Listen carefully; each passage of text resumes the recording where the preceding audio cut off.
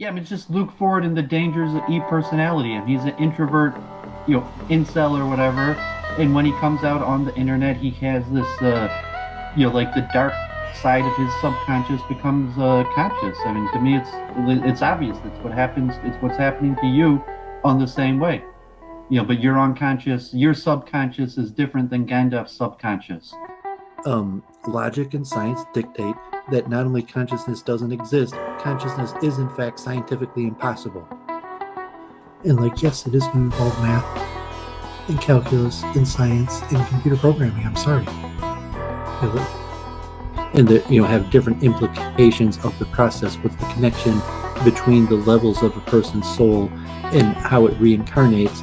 But I'm not going to spur on the issue because I'm not a woman. It's not my issue. About how one day you're going to fulfill the Canadian dream or the American dream. So you watch Seinfeld and say, I could do it. I'm going to go out tomorrow and go to work and have a great day, and I'm going to be successful. And one day I'm going to have my own apartment. I'm going to have my own parties with my own friends over, and I'm going to have my own possessions. I'm going to see things that I want and just buy them. Yeah, but that's just so to say, a worthless opinion of yours.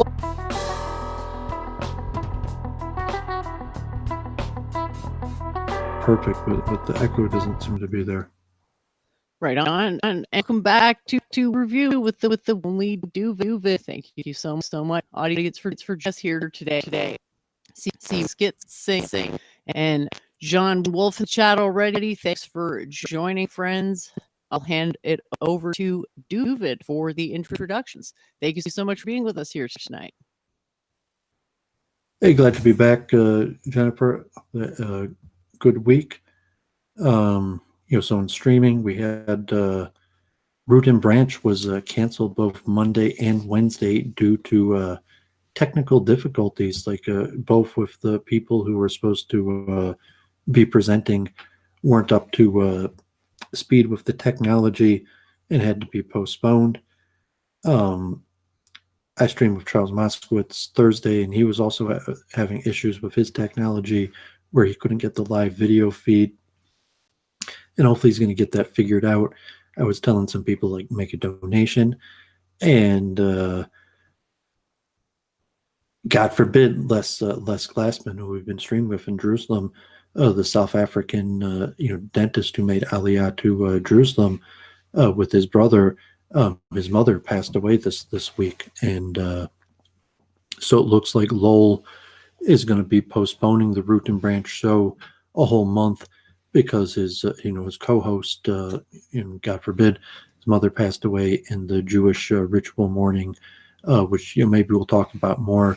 And when I do my stream on reincarnation, like I'll mention these ideas in depth about like a 7-day mourning period, a 30-day mourning period, and a year mourning period, and then the anniversary of the day of the death, the Yahrzeit. But so it looks like they're going to postpone Root and Branch for a whole month in honor of Les's mother. May her mother merit protect us all. I was on Luke Ford last night, and I think after the Trump insurrection, there's some interesting things going on, COVID-19. So we're definitely going to talk about that. Yeah, John, there's going to be a lot of God forbid tonight. We're going to talk about some things, and like God forbid, that's really the only thing to say. But a lot to talk about. I think you're going to see tomorrow night, me and Adam Green are going to be on Luke Ford, I think 6 p.m. ET. So that's the plan. And unless something goes wrong, that's the plan. 6 p.m. ET will be Doooovid and Adam Green live on Luke Ford. So that should be interesting. Move forward in some of my research. Not too much to talk about besides analysis of the news. I think Jennifer, had a few new graphs and insights, and I saw my friend Siddhart was on Modern Day Debate again. They also had like a big tech issue. It was a real embarrassment, but he did get his tech together eventually, at least for a voice.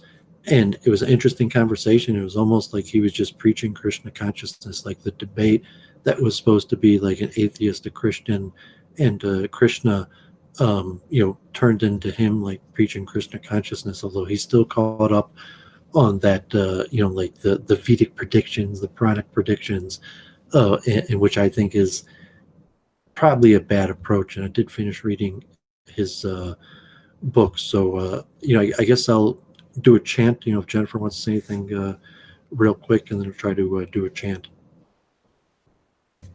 I'll go ahead to chant. Okay, unfortunately, I'm hearing an echo for Jennifer. I'm not sure if people watching the video didn't hear the echo. If they didn't hear an echo, then I guess it's no problem. I could just put up with it. But I'm still hearing an echo. So if there is a problem, hopefully we'll be able to get that fixed. Let me just make a blessing on my coffee. I think I missed a part to the chant last week.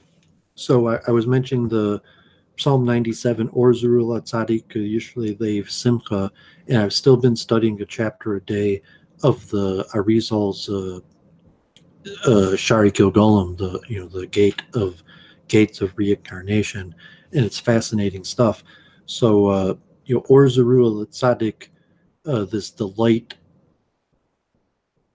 planted from the righteous, Yishrei Leiv Simcha, Yishrei, sprouts forth the heart of happiness. So these are kind of like farming, planting, birthing analogies that are meant to be related, understood in a concept of reincarnation. But I was reading through the text, and the basic concept is like, kind of the universal man, that's an Adam, and the origin of all souls starting in Adam, and then the fall, which might be parallel to the shattering of the vessels.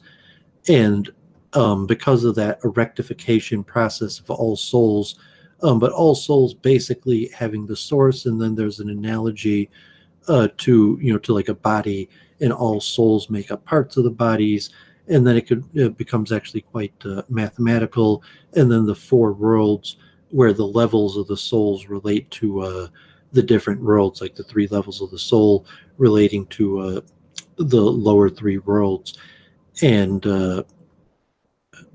so there's quite a bit to the Jewish theology. So just to get a quick chant from last week, I think I missed a part. So the Gates of Rhine, a Nechumala and a Yiddish Neshumala goes in condolences to the little Jewish soul. Gates of Rhine, a Chayas and a Yid goes in life to the Jew, and I think I missed a part, so I just wanted to chant Or Zeru Latzadik Uli Yisrael Simchu Oy Zeru Latzadik Uli Yisrael Simchu Gates of Rhine and Rumala and Yiddish and Neshumala Gates of Rhine Chayas in a Yid Gates of Rhine Chayas in a Yid Gates of Rhine Chayas in a Yid Gates of Rhine and Chumela Yiddish and Shumela Gates of Rhine Chayas in a Yid Gates of Rhine Chayas in a Yid Gates of Rhine Chayas in a Yid Gates of Rhine Chayas in a Yid. I think I did sing that proper last week, so I repeated that for no good reason, but it's a good chant. But I had a different one in mind to do today, and mention in the Jewish custom. Anyone's been to synagogue or knows Jews is familiar with the concept of minyan. Like, Jennifer, you're heard of the concept of minyan? Do you know what a minyan is? From what I understand, it's a certain number of people required to make a ceremony functional. Yeah, minyan is generally 10 adult Jewish men, and it's not necessarily to make a ceremony official. It's more a necessary quorum to chant certain powerful mantras that can only be chanted with a quorum of 10 men. So you say makes it official because the quorum isn't official without chanting those mantras, but without the quorum, you can't actually chant those mantras. And so there's certain parts of the service where you have to have 10 people and everybody chants together. And in the Sabbath prayer, in the everyday prayer, there's a silent prayer, and then there's a repetition of the silent prayer, and then there's something called Kedusha, which has like a call and response from the congregation of a few mantras, and everybody chants together three different mantras that are largely taken from Isaiah, the famous Kadosh, Kadosh, Kadosh, Adonai Tzavos Malach Haaretz Kavodai, Holy, Holy, Holy is the God of hosts, whose glory fills the whole world. And there's a few other mantras like Hashem Yimlaik Le'olam, Hashem will rule forever and ever. And according to the Kabbalists, the key part, the most powerful part of the prayer, and from the Kabbalist understanding, when they say that most powerful part of the prayer, in essence, contains all the other parts of the prayer within it. So, like, the ultimate judgment or karma that's going to come out of the prayer could be boiled down to one moment. And this is after the reciting of the congregation of the first mantra, Holy, Holy, Holy is the Lord of hosts, fills all the Lord. And before the reciting of the second mantra, which I think Baruch Hashem Le'olam Vued, blesses the Lord forever and ever, there's a mantra that the prayer leader says. Sometimes the whole congregation says together, Kavoidoi Mule Oilam, Misharsum Sha'olim Zelazah Aye Mikoim Kavoidoi, Liarutzoi Baruch Yomeru. So, Kavoidoi Mule Oilam. Kavoido means glory. Mule fills Olam, the world. God's glory fills the world. Misharsim Sha'alim, like the angels communicate Zeh one to the other. Aye Mikoim Kavoido. So this word Aye is usually interpreted meaning where, or from where, Mikoim Kavoido, the place of the glory. The Musam Baruch Yomeru, and we should all bless together. And then the congregation says the next mantra. And actually, when Jews get together and pray, usually actually you're supposed to stand on your toes. Like, not only everyone cites the mantra at the exact same time, you're supposed to, as they say, holy, holy, holy, each time move up onto your toes. And, this requires a quorum of 10 adult Jewish males. And, as I said, the whole week, according to the Kabbalist, is contained in the moment where the prayer reader says this word, ayil. So, Jennifer, I sent some links of these protests in Israel. So this group Vishnets is one of the larger Hasidic groups in all of Israel. And I have on my webpage, this Tol Sabra Yitzchak Rebbe, who is a different Rebbe, but as a student, he studied in Vishnets and he chanted Vishnet songs. But in Bnei Brak, there's a very large Hasidic group, goes back in Romania, Hungary, hundreds of years, that the Hager family, even some wealthy, I think the Rebbe's grandson was a partner with WiR, and was a big real estate mogul in New York and around the world. And they have tens of thousands of members in Bnei Brak and Muncie and around the world. And they have very musical, they have very nice profound chants. I have a lot of them on my YouTube. I've seen a lot of them come from this Hasidic group, Vishnets, but actually they were in the news in Israel this week. God forbid, there was like riots, and it was horrible. And it was probably related to COVID-19 lockdowns, where police came to enforce a lockdown, and the Hasidim of this group Vishnets chased away the cops and even like pounded on a car or something like that, from what I understand the story. And then they sent in, later, the riot police, hundreds of cops, and, they beat down like hundreds of Hasidim, and then there's been ongoing protests and lockdowns. Pardon me. And even this Rebbe of Vishnets was I think arrested, and he was released, I think, but ticketed, at least, if not arrested, for COVID-19. Was in a car with his assistants without masks on, and driving beyond the barrier. So with the COVID-19 restriction, the Vishnets has been in the news largely in clash with the government over the enforcement of COVID-19 restrictions.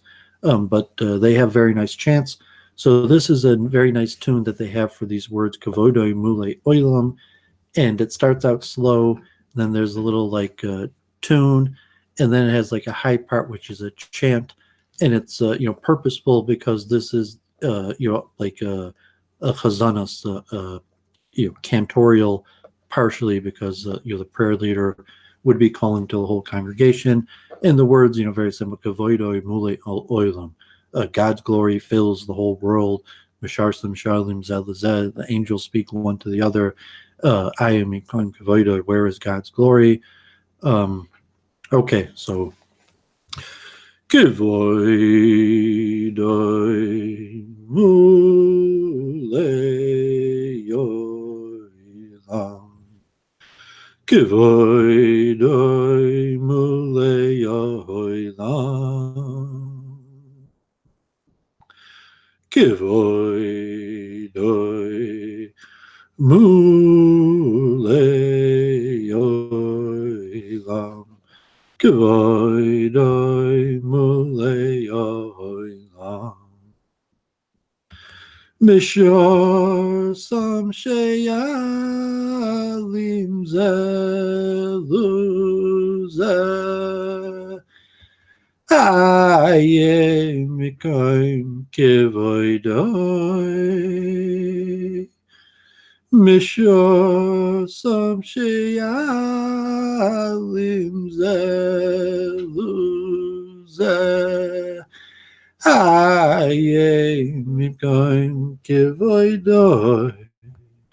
Da-da-da-dum. Dee-da-da-dum. Dee-da-da-da-dum. Da-da-da-dum. Dee-da-da-da-dum. Dum. Kivoidoi muleyoilam. Kivoidoi muleyoilam. Mishasam sheyalim zeluze. Ayemim koip kivoidoi. Mishasam sheyalim zeluze. Ayemim koip kivoidoi. Ayemim koip kivoidoi liaritzo. Baruch Yomeru. And the rabbi I have on my channel has a lot of views on some of the chants. Used to chant that tune, and envisionously chant that tune, and that would be thousands of people would chant that together because large Hasidic groups, and it'd be very active. And as I mentioned previously, in these chants, the goal is to arouse you to a higher energy state. So naturally, if you just take the tune, from the kavoidoi, through even the little melody before the dum, to try to arouse somebody to put all their energy to even chanting with full vigor. So that's a famous one. That was one of my favorites. I chanted that many times. I assume in Vizhnitz, God forbid the problems they're having right now with Israel and the lockdown protest. But that's my memory of Vizhnitz is chanting that tune. And in theory, that mantra is actually the most powerful of all the mantras of the Hebrew week. Thanks for sharing. I see it as some strong feelings in the chat. So much everywhere for sharing. I have sent the link to. Unfortunately, I'm getting the echo again. I apologize to interrupt you, but the echo. I'm not sure if we figured out if people in the audience can they echo on my end. I'm not sure. I'm having a hard time hearing Jennifer through my end, but I can't tell if it's just her connection to me or if people listening to it. Let me listen.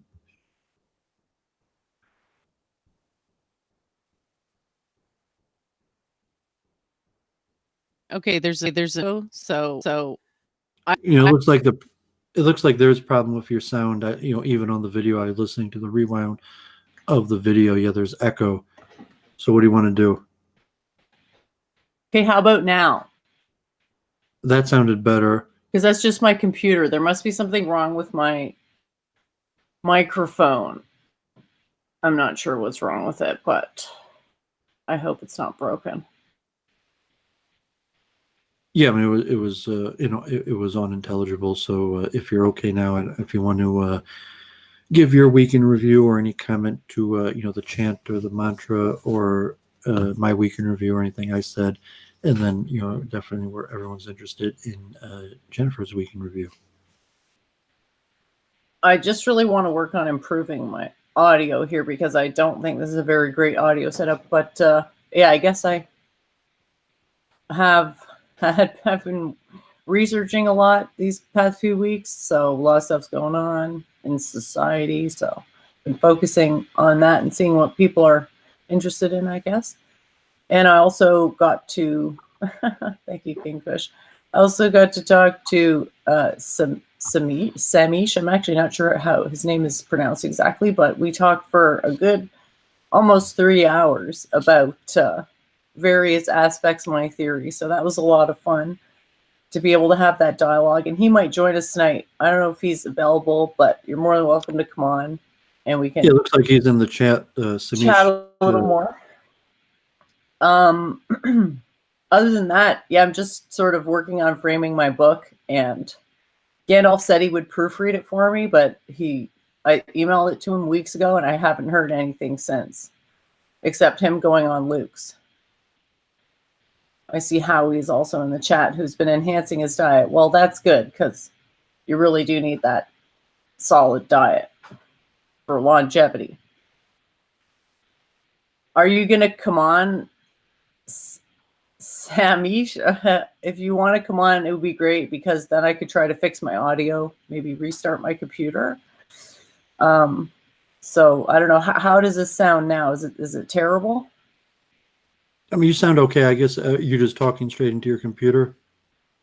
Yeah, but I could try to. It doesn't sound like necessarily high quality audio, but it's completely intelligible, no problem, as opposed to before it was completely unintelligible. How's this sound? Is it any better? I mean, I couldn't. I mean, minor difference, but hard to tell. All right. Is this any better? I can't tell. Or you I'm can't tell? I'm not a. So maybe if the audience can tell, if this is better. Well, I was saying like they're better. all about the same. Before it was unintelligible, and there was an echo, and there was cutting out and choppy, and something was obviously wrong. The last three that you did all sounded basically the same. I mean, there may have been a difference. Okay. I'll have to look into it. Okay, cool. Okay, so yeah, I'm a bit sad about that because I love this microphone, but I'll have to look into what's wrong with it. So, okay, yeah, that's about all I had to say about my week. That's oh yeah, and I've got allergies, so my voice is a little scratchy right now. Yeah, it could be. Yeah, I don't know where you want to start. We got so much we could talk about, so we could really just start wherever you want. We could even do a shorter show if your sound's off tonight. No, I think it's if I'm intelligible and nobody has any real complaints about the audio, it's okay to do it like this for now, and hopefully it's not too bad. Yeah, I mean, I could hear and understand you fine. So, do you want to put it to a screen share for me, and I'll do a few of those links, and we'll see if Samish is going to come. And you know, the interesting character that I've met in University of Michigan, and I think the Arab Cultural Museum. And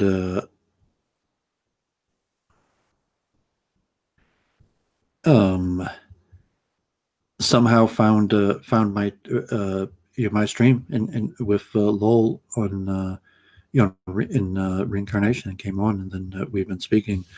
So I apologize, I didn't have it ready before I started, and we told Lowell like the better security technique to share less information, but I'll show this. The vision. It's the violence that started with this group that has these famous chants, and it looks like it got pretty bad. And then, like in Russia, there was these protests that were also pretty bad. And then in Montreal, there was the police raided a few synagogues, and in London, there was police that raided a synagogue. And I'll show a video, I guess, since I'm doing a screen share, try to give more information. So, okay, so you can see my screen fine? You are 100% screen shared, so whatever you put up there will be shown. Have you endeavored to endeavor the security today?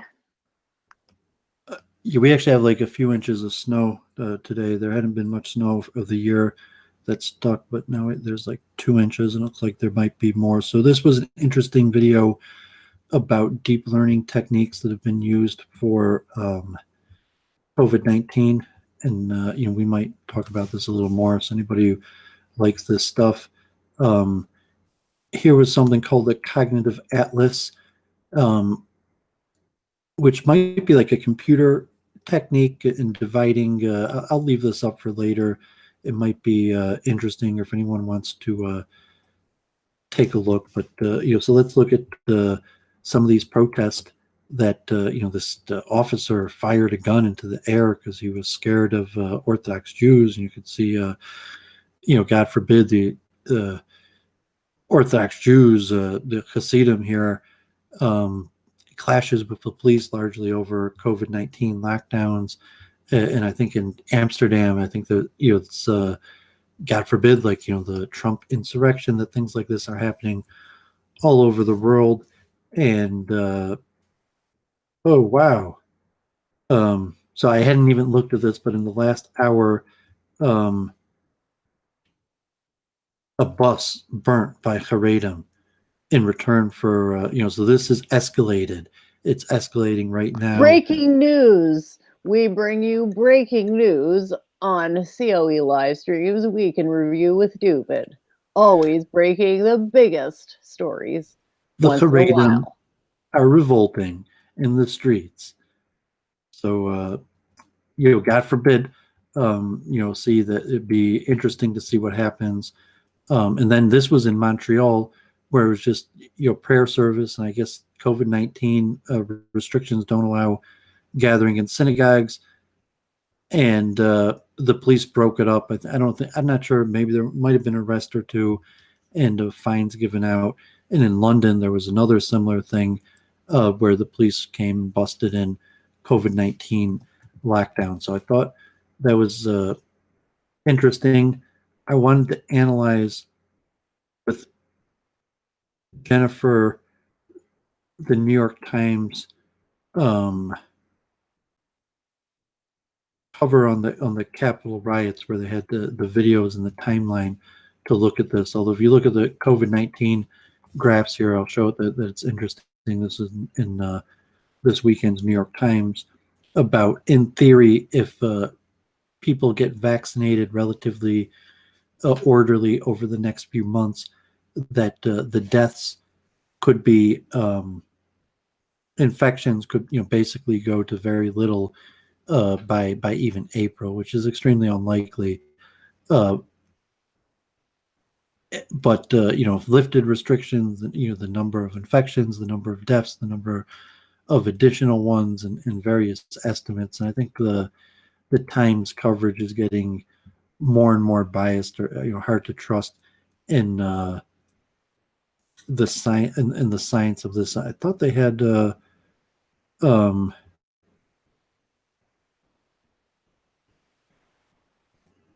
so this was, we'll look at this in a second. So do you have anything to say, Jennifer?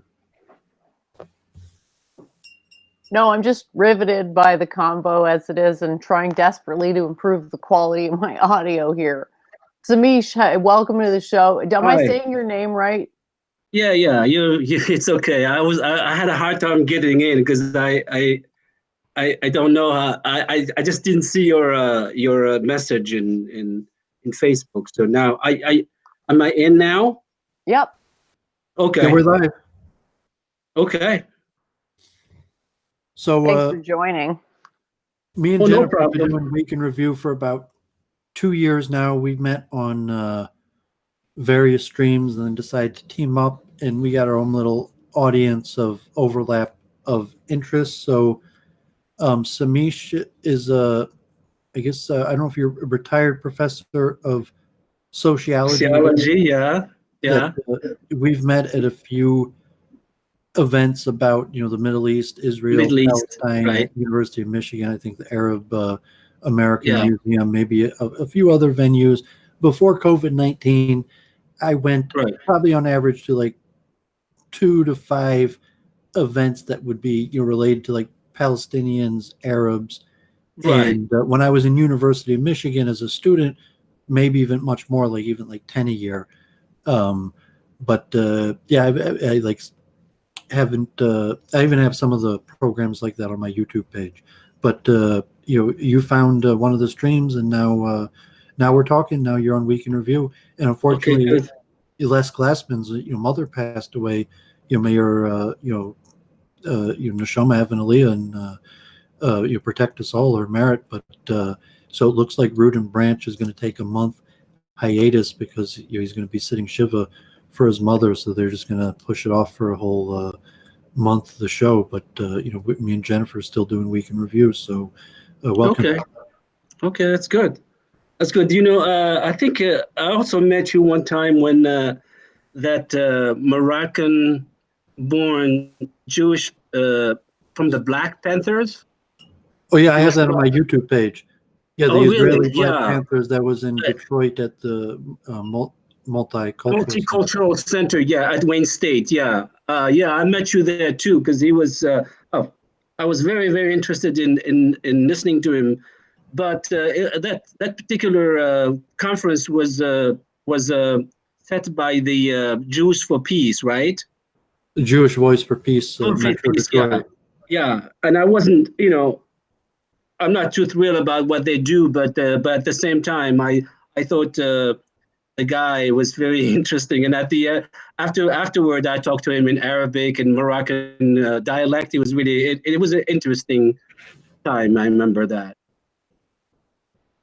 Yeah, like, I'm not officially. I think I am. I'm not a like on paper or a member of Jewish Voice for Peace, but I know those women. Like I went to school with some of their children because I went to a liberal Jewish school, and I was a student there at University of Michigan, and I'm not active in politics to like take a position on a policy, but generally, Jewish Voice for Peace is the only group that has dialogue with Palestinian Arab students. So there's not really much competition for even if not now, or other groups that have events or you protest. They don't usually have events together with Palestinians, and even the events that they did usually included Jewish Voice for Peace. But obviously, Jewish Voice for Peace politically,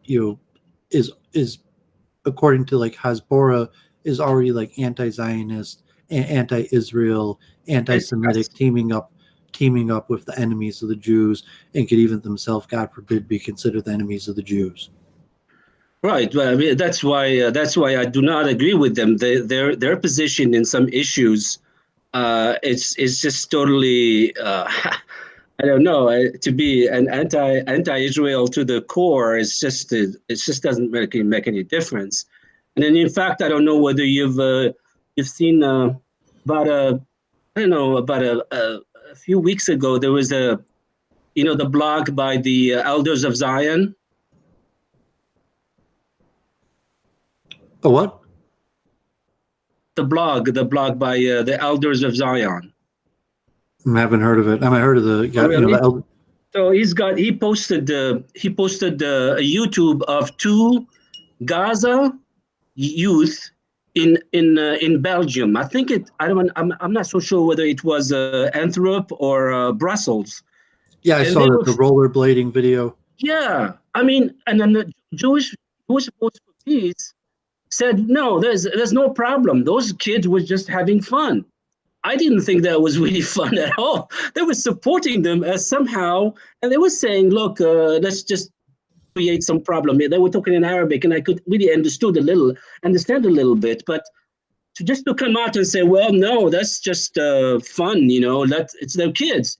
But they're teenagers and from Gaza. What are they trying to do with that stuff? So I couldn't believe it. I really couldn't. I just thought, I don't know what you thought about that. I could see that might have been intimidating. You can't tell if they were just, if you're skating through, like the jogger, through a Jewish neighborhood or for those public areas, or how bad it was. It may have been nothing. It may have been, somewhat intimidating. I couldn't tell. I mean, generally, my opinions on Israel are pretty harsh. Where, I think the creation of the state of Israel is probably a mistake. I'm relatively, anti-Zionist, and I lean towards a one-state solution, and meaning giving all the Palestinians basically Israeli citizenship. But I'm not politically active. I'm not pushing Right. for any policy. I'm not favoring one party over another, and I'm not proposing punitive actions on Israelis or Palestinians.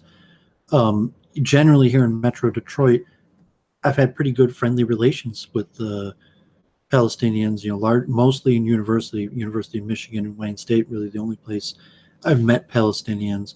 Although there's a lot of Arabs in the business world, you're likely to run into Arabs or even Palestinians. Even conceivably anywhere in Metro Detroit, and I usually tried to work with them and be friendly, and I knew their opinions, but I didn't feel any threat here in Metro Detroit. I haven't heard of any violence, No, no, but between Jews and Palestinians all the way out here in Metro Detroit, and even going to events where people may even have said extreme, what would be considered extreme opinions. It wasn't threatening that they said it in a public event, and even as a Jew, I never felt a problem. And even Jewish Voice for Peace articulating that they push and advocate for BDS, which I'm not political. I'm not going to moralize it's good or bad. Right.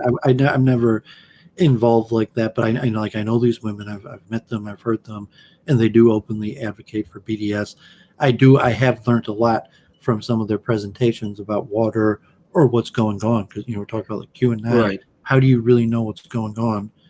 And Right. even like the Black Panthers that I have on my YouTube, I document on my YouTube page about God forbid, possibly crimes against humanity committed against Sephardic Jews by the state of Israel. Jews, yeah, Mizrahi Jews from Morocco. But saying that, I think people should know about that, and I think God forbid, Israel probably is really doing messed up things and treating Palestinians in a way that is extremely bad karma. But what should be done about that? I usually my opinion does not matter. I'm not going to change anything. I could give a bunch of recommendations. No one's ever going to ask me, and if I voiced my opinion, no one cares. So generally, I don't even have an opinion on the matter. But I do, as if you feel bad about human rights injustices, and here in Metro Detroit, usually make every effort to be as nice as possible to Palestinians. Yeah, I understand. So I'll work with Jewish Voice for Peace on that matter, but pushing BDS, and I even push back on them because I'm a libertarian. At heart, I'm a libertarian, and so that's my view on things. I'm not going to push back on anybody. I'm a libertarian, right. But I do work together with Jewish Voice for Peace because they make the best events in Metro Detroit that bring together Jews and Palestinians. Really, they're the only ones who do it. Any event that I've seen in the last few years that had Jews and Palestinians together was usually at least co-hosted by a Jewish Voice for Peace, either Ann Arbor or Detroit. Right. Yeah, I do understand that. I just don't agree with them in certain stuff. So I'm more of a Zionist than I'm for the two-state solution, but not the one state. I don't adhere to the idea of one state as a Caroline Gleek point of view about one Jewish state and one Jewish state incorporating all the Palestinians. So, but then again, the Palestinian would not agree with that proposition at all. So I'm not so sure. So I'm just in between because I just think that there is something that have been missed long time ago regarding the peace. But I don't know. It seems to me like the Jewish Voice for Peace. Yes, they bring about people together to talk about something, but that just stops there. It's just only there's nothing on the ground, especially in Israel and the West Bank, that can show us some kind of some form of improvement in the relationship between both groups. Well, I mean, God forbid if you are going to take the conclusion that Israel, God forbid, is committing war crimes and needs to be stopped, and then you got to come up with a method. And so if Jewish Voice for Peace are Jews that have said, like, we looked into it and Israel's doing really messed up things, and we feel it's our duty as Jews to stand in opposition to Israel. I mean, at least it's a logical.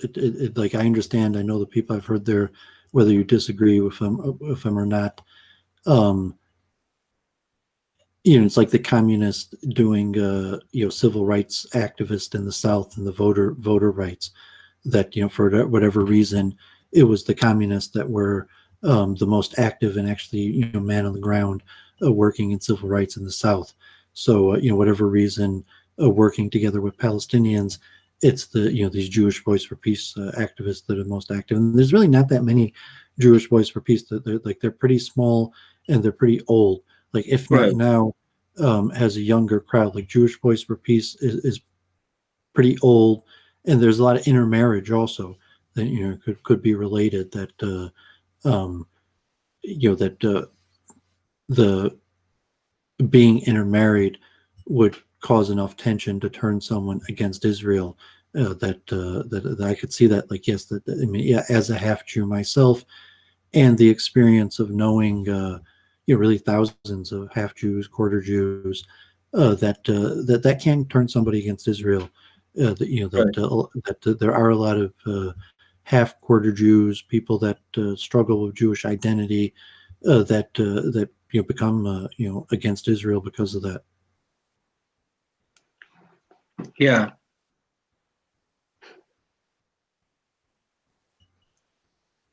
I'm sorry, you guys. I had to get a drink for my guests, so I missed like 2 minutes out of your combo. I apologize for that. I just, duty calls. Yeah, I mean, we were talking all Israel, Palestine, and that's probably like not your issue. Or Oh yeah, I wanted to say thanks for coming on, Samish. I really appreciate it. Oh. And I told the audience that you met Claire, and we had a bit of a chuckle about that when we talked. Oh yeah. So I don't know if you want to share your experience, or if there was something in particular you wanted to share with us, because he, I don't think I told you this, Doooovid, but he had a chat with Claire, which went about as well as you could imagine. Yeah, I could. I mean, Claire's a preacher. She's a streamer. Like, Sammy, if you're an intellectual, a professor, but if you thought about streaming, certainly, from North Africa, or you understand Israel, you probably understand, street corner debates, and it's not surprising to run into characters like Claire. And obviously, Claire's a unique character, but like, like what you're going to run into in an academic university platform versus having debates on street corners. So, if you get into streaming, there's, Claire's out there. She's streaming every day, and she's just ready to go straight at people with her, her ideas and her attacks, especially Jews. Right. Yeah. I mean, I had to. I only communicated by in writing with her about Al-Aqsa Mosque, and she had a picture of an Al-Aqsa Mosque, and then she's saying that the Jews cannot get cannot build the temple, the third temple, because I don't know what she was talking about the Quran has a jurisdiction on it or something like that. I don't know what sort of I forgot. So we started to talk about history and so on, and it was really interesting because I thought she was a little bit more aware of the connection between Islam and fascism.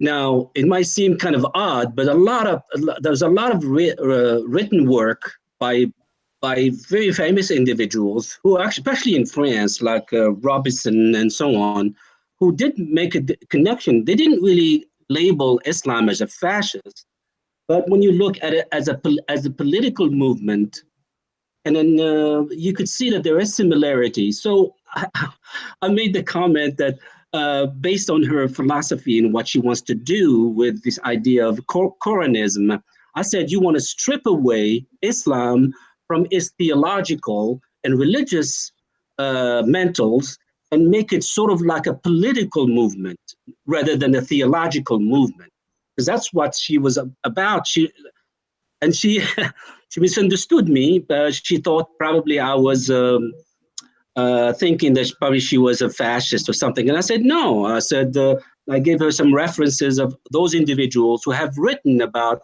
the similarity in the political dimension between Islam and not so much the National Socialism of Germany, but in terms of as a group, as a power structure, and so on.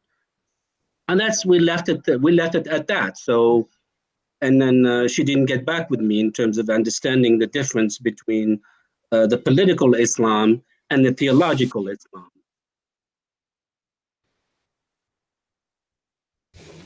Yeah, I mean, well, she might have her own. I mean, she obviously does have her own, so to say, intentions or her own Right. goals of Yeah. streaming I mean, or promoting her own stuff. Versus, saying she wasn't able to make a convert out of you, but if you stream, like, you'll see her around, and she's been pushing this stuff for years. She is an intelligent woman, although she hasn't seemed to win any converts, so far. Like, she's been at this for years and seems to have like 0 converts. Yes, I mean, I understand her moral I don't know, leaning toward a moral system that could encompass everybody, and thinking somehow that the Quran or Islam is a way to go for, because it is more patriarchal, there will be less crime, less women working, and family structure. Okay, I mean, I would rather debate the theoretical part of this, the discussion between Islam and what you could do with it in terms of spreading it out, but not in terms of, as a policy implementation and trying to change something about the world, changing, for example, lowering the crime or lowering poverty or knowledge or whatever. I don't know where is the distinction between using Islam as, or some part of Islam or the Quran, in order to spread moral standards all over the world, and then keeping, for example, the Judaism by itself, saying, okay, Jews get the Torah and everybody else get the Quran. But to me, it looks very strange.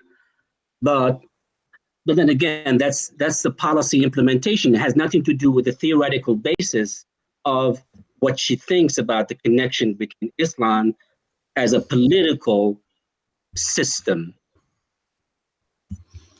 Yeah, but she could have interesting insight about certain topics, like, regardless of the flaws in her own, right, thing that she's preaching, and whatever her, for limitations and intellectual ability, like the multiple truth hypothesis, do like meta analysis or abstraction to look at, like, yeah, I understand what she's saying, but, like, I don't want to argue about, like, her system, whether her system is going to have the answers to all questions, and she wants to present herself as kind of like, this Mayavadi, I'm God, and have answers to all questions.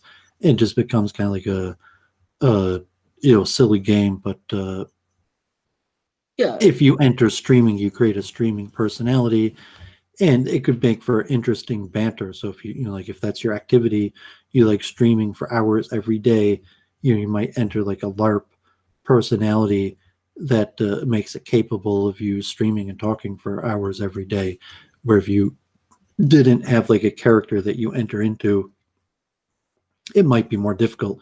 Like, you're a professor, you're going to research and say something over, versus a LARP where you might just be able to talk for hours every day, whether you have something smart to say or not. So, for that perspective, Claire is a streamer versus, Right. Claire is a serious academic intellectual.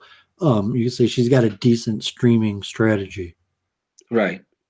I mean, I now I'm learning a little bit about, because this is new to me, this blogging and streaming and so on. Again, I didn't even want to even go further to explain the connection between political Islam and fascism as a political system. I didn't even want to bring about the work by the Ba'ath Party, the Ba'ath ideology by Michel Aflaq, and who was the other one, the other Arab persons in Syria and Iraq during the 1960s, Hussein? 50s. Huh? Saddam Hussein? No, not Saddam Hussein. It's a theory. Both of them are theoreticians of an Arab Muslim Renaissance in the 1950s, and it has similar ideology of fascism. But of course, Michel Aflaq is really, really well-known philosophers that really wanting to create this Arabism that is stronger, almost like German Teutonic fascism. But of course, they failed because they couldn't do away with Islam. It started first as a non-God, like the same thing as a German fascism. Then they couldn't do away with it because without Islam there would not be. It's a renaissance. It's an Arab a renaissance trying to change the mentality of people and make them sort of like aware of their Arabness, their ruggedness, their the strong feeling of culture and proud of their heritage and so on. It's a fascinating writings. But of course, the Ba'ath Party was in Iraq and in Syria, and due to some religious differences between the Syrian Alawite and the Iraqi Sunni, they couldn't get along in terms of creating this what we call a new Arab Renaissance called the Ba'ath. The Ba'ath, it was fascinating. I didn't even want to bring it up because that's really, to me, the key issue of the connection between Islam, political Islam, and fascist ideology. Yeah, I don't But think she really cares about a historical yeah, study. She's more interested in putting okay, it into the purview of Europeans specifically, because I think she thinks Europeans are kind of like too soft, and she thinks this will make them rugged and manly and right, patriarchal and yeah, domineering, and just like her wildest dreams. She's sort of perverse to me because it seems like she's bringing like a personal sexual fantasy out and parading it around. It's like, have you no shame, woman? yeah. I mean, everybody have an ideal society to create. I mean, I think she has an idea of how to do something in the Western world because she thinks that the Western world is in demise and it's only Quranism or the Quranism. I don't even know what that term means. I know it has to do with the Quran, but it's okay Yeah, as we to don't me. have to keep talking about Claire. I can tell Doovid's already bored, and I don't want to gossip. But just to round it all out, I'll tell the story Okay. about how Claire sent me a picture of her naked in the bath, and I said, "What the hell's wrong with you? Stop, you're a pervert." And so she uploaded a video to YouTube of herself in the bath to prove that it wasn't abnormal to send me a picture of herself in the bath. So Okay. really dealing with unusual. I don't really want to be connected to her in any way, shape, or form. And then the only reason I Right. talk to her is really to expose what problematic traits she has. Right. Yeah, that's fine. I just wanted to that we can move on to another review of other weeks. Well, I was Events. saying one of the things I did this week was I talked to you and you asked me some questions, so I Right. generated that diagram there. Yes. And Yes. I don't think you got it on the first try, and I totally understand because I explained it like at warp speed, and the steady state solution thing's really hard to understand. But thank you Right. for listening to my Oh no, ramblings. that was really. I just wanted to know what the Church of Entropy's ideas was and what are the main point that you were making. And I think we had a really good exchange of ideas between you and me. So that was very good. Awesome. Yeah. Thanks. Yeah, I don't have the image loaded yet, but I'll add it in just a second, and I'll be able to show people the one that I sent you. Okay. So I sent it to Doovid as well. We don't have to talk about it, but I just wanted to display it for like a quick minute to see what you guys thought, because I just really I was just so nice to talk to you, because it felt like you were actually listening, because so many times people will just be like, they're not really listening, they're just sort of wanting somebody to talk to. Talk to, yeah. And it really, like, it seemed like you were really listening, and I really appreciated that. So Yeah. I Thank hope you. you'll join our little humble community of intellectuals and Sure. inquirers. Yeah, sure. Yeah, that'd be very good. I'd be very happy to join some, just talk about things, and Yeah, that'd maybe be you could great. tell us a little bit about your like what you're about, and I don't want you to like feel like you have to overshare or anything, but usually I just ask people like a life story, whatever they want to highlight that brought them to asking these kinds of questions.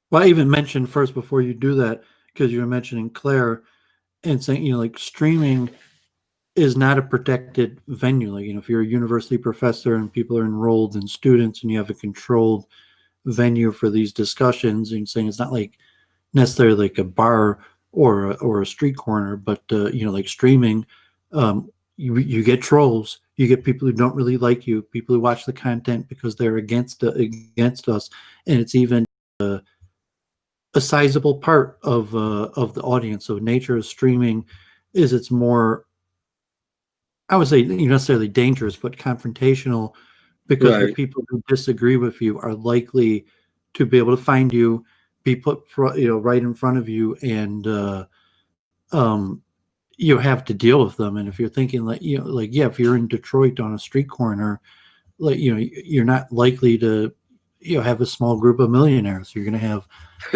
your average people. So saying like, and how you deal with that, how you make up alliances and work together with people, and build up your own following.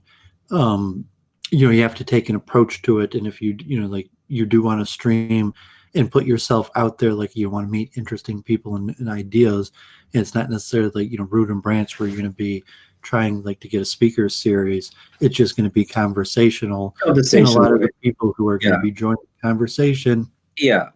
And I really, it's not my. I don't want to create like a YouTube or be a blogger.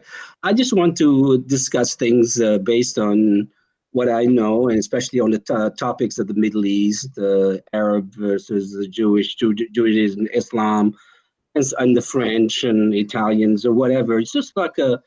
So I want to sort of like see what other people are talking about, but it's a learning curve for me. Probably it's going to take me some time for me to say, okay, maybe I should stick with this idea and I'm going to just spread it out, or I don't know, but it's going to be down in the future. So when I develop my own ideas about what to do about if I want to stream ever. But so It's anyway, like social media of any sort. Like, how right, much can you trust, or the information you get, friend request, or how much information do you want to put out there? And, sure, is it more likely you're going to find friends or, God forbid, enemies, versus just taking advantage of the technology? Like if you have ideas that you could just put videos out there in topics that it's possible that, these narrow topics that you could get yourself in the circles to have immediate conversations with even experts or people. And then it's also, like a job, it's a lot of work to put together good content that if you want to have your own channel, blog, it's largely an endeavor of austerity and an effort, that we maintain week in review.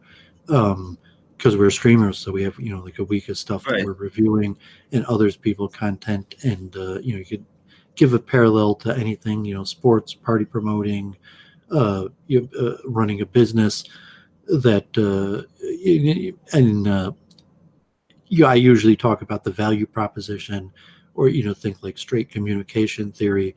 What's your message? Who's the target audience? And we don't usually actually talk much about Israel or the Middle East.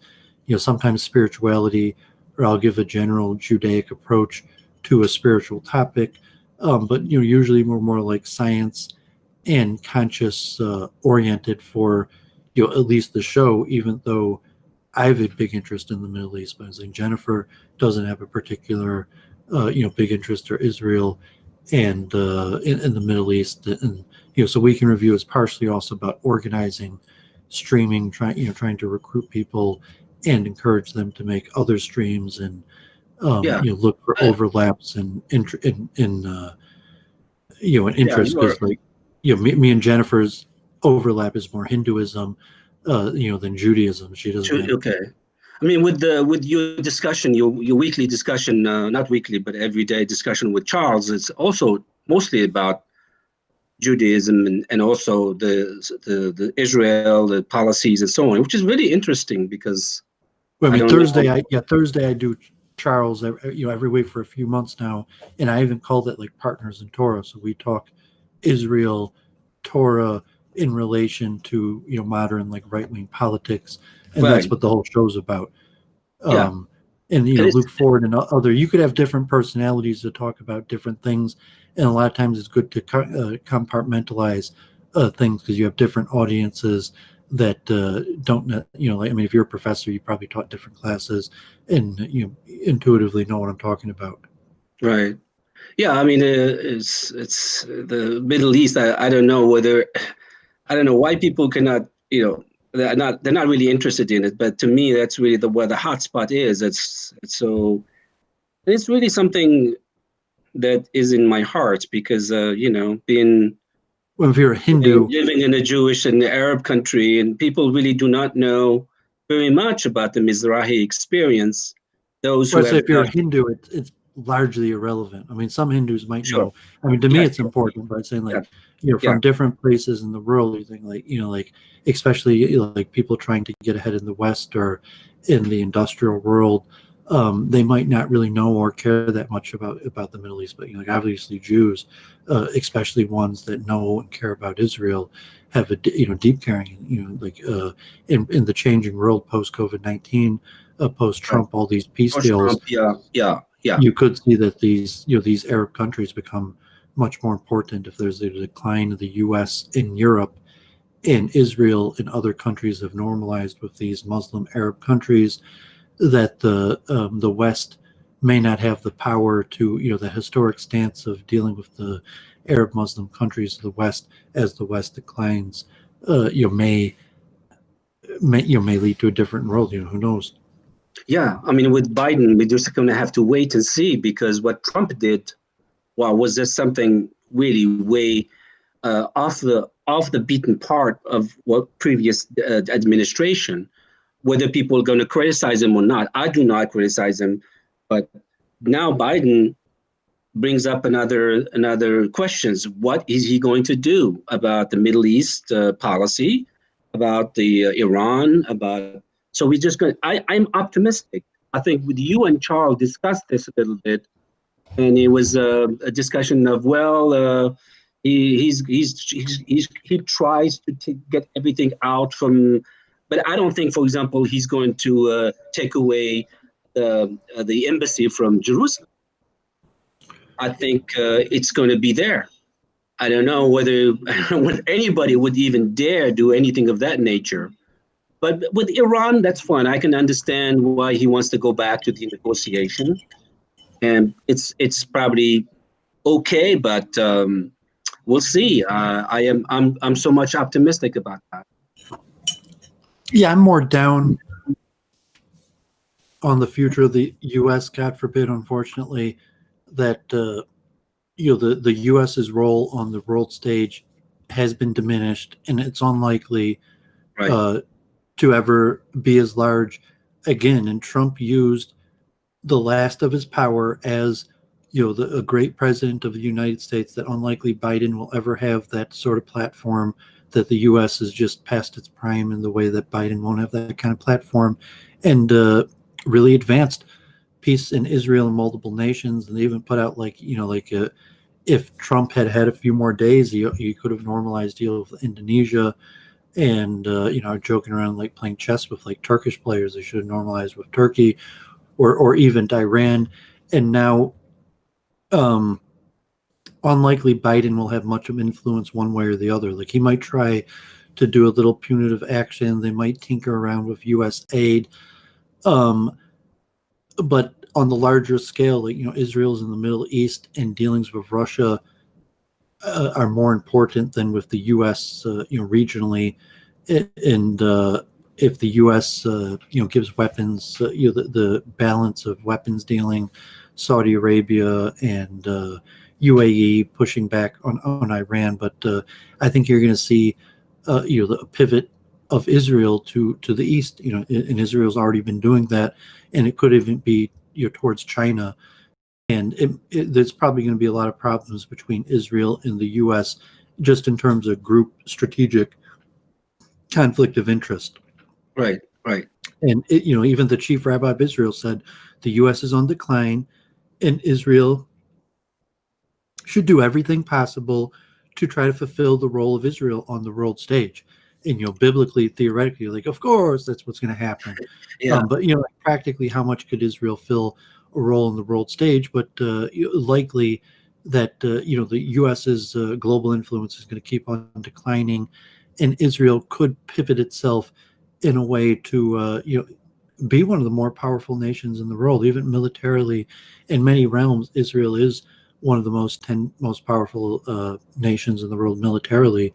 Even with the small nation, Israel is one of the 10th most powerful militaries in the world, and it's remotely possible that Israel will be the first country or near the first countries to emerge after coronavirus, and it could be the U.S. Like we're just going to bumble this up. We might be stuck in these lockdowns, partial lockdowns for years, and maybe Israel will emerge. But I mean, I wouldn't guarantee that. And I was just mentioning Vishnitz. I was singing the Vishnitz mantra and saying like I remember going to the Tish and singing Kavayda Mole Olam, and it was beautiful. But if you're looking at Israel now, there's riots between the Hasidim and the police, and there's a lot of issues there, like mandatory military service, and what's going to happen in Israel. And I was telling Charles that really they got to end the right of return to U.S. citizens. And you're saying, I don't know, saying if you came from North Africa or you're born, but saying that still like Israel could have an immigration process, but to say that Israel is structured in a way to take the absorption of millions of Jews, they're probably almost definitely going to have to end that, and say like no, there's no more right of return. American Jews or whatever have to go through a regular immigration process, and they're going to have to absorb the Palestinians and work out some sort of unified government. And if that's impossible, it's likely to be continued conflict and militarism that will make it near impossible to normalize ties with the neighboring countries, except if the neighboring countries have human rights abuses that are so egregious that it's parallel to Israel, that Israel could normalize ties with these other countries, and they could collectively turn a blind eye to human rights abuses. In the U.S., basically, they're like, hey, you want to go like Alan Dershowitz and Hasbara, and like I hate Hasbara, but it's conceivable from an objective level that really Israel does stand better than the nations, and with all the horrible things Israel is doing, if you did line up the other nations, that Israel would still relatively be better in human rights. And then looking at the U.S. and all these other places, saying like is the U.S. really a beacon of morality and civil rights, and to be dictating to the world any advice at all? And so like obviously not. And it was just the money and the economics, and because America's on the decline, there's not going to be the money to go around, and so no country is going to pretend like they were like we actually thought that we were a moral beacon or had some great wisdom. They were just at most pretending like that because they were getting a check, and as the checks dry up, that's not going to be the case. And American Jews and Israeli Jews will have different strategic decisions. So me and Samish are in Metro Detroit versus Israel. You make like, let's say they end the right of return. Should we go to Israel? You would say, well, now or never. If you don't go now, maybe it's going to become more difficult. And they say, okay, so I'm not going to be going to Israel. what does that mean for the strategic interest that we're doing Right. here in America? And then you're saying Jewish Boys for Peace, that maybe there is some sense to saying like they're not going to go to Israel, and Israel is causing them problems, so they have to stand up against Israel, God forbid. Right. Yeah, I mean, there's I don't know, my ideas about the right of return is uh, is the issue of the Palestinian uh, that wanted as one condition for the two-state solution. I don't know whether you remember the accord between Arafat before he died and Barak when they almost can they almost was going to hammer a really good deal. And one thorny issue, and this is based on Clinton's books and Albright books too, which I read, which said that the only thorny issue is the right of return of Palestinians. Although most of them have died already because of 48 and so on, and the 60, they still would not budge about that. So it seems to me like now, what would, even if Israel will allow that, even if they say, okay, right of, where do they go to? Where are they going? Where are these Palestinians going to? The fields are already been plowed over. There's buildings. It seems to me like I just don't understand it. But you are right. Why have the right of return for Jews but not the Palestinians? Yeah, I mean, it's You know what I mean? completely nonsensical. And when you hear, like Hasbara apologists try to It's talk about contradictory. it, it's really completely nonsensical. But I'm saying the answer, where could they go? You could build cities. I mean, you could make Tel Aviv, Haifa for 10 million people. You could just urbanize the Palestinians.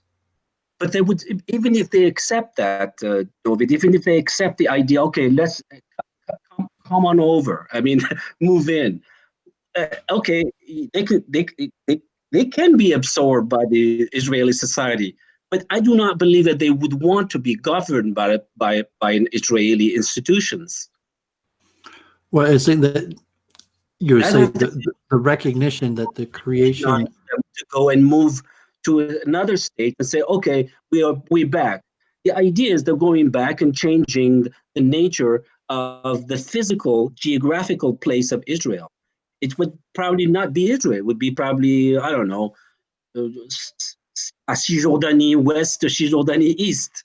That's the problem. That's the issue with that. So I don't know why the Palestinians could not get rid, at least give away with that idea. Say, okay, the right of return. Gosh, all the people have already died. Their children are still refugees. We understand that.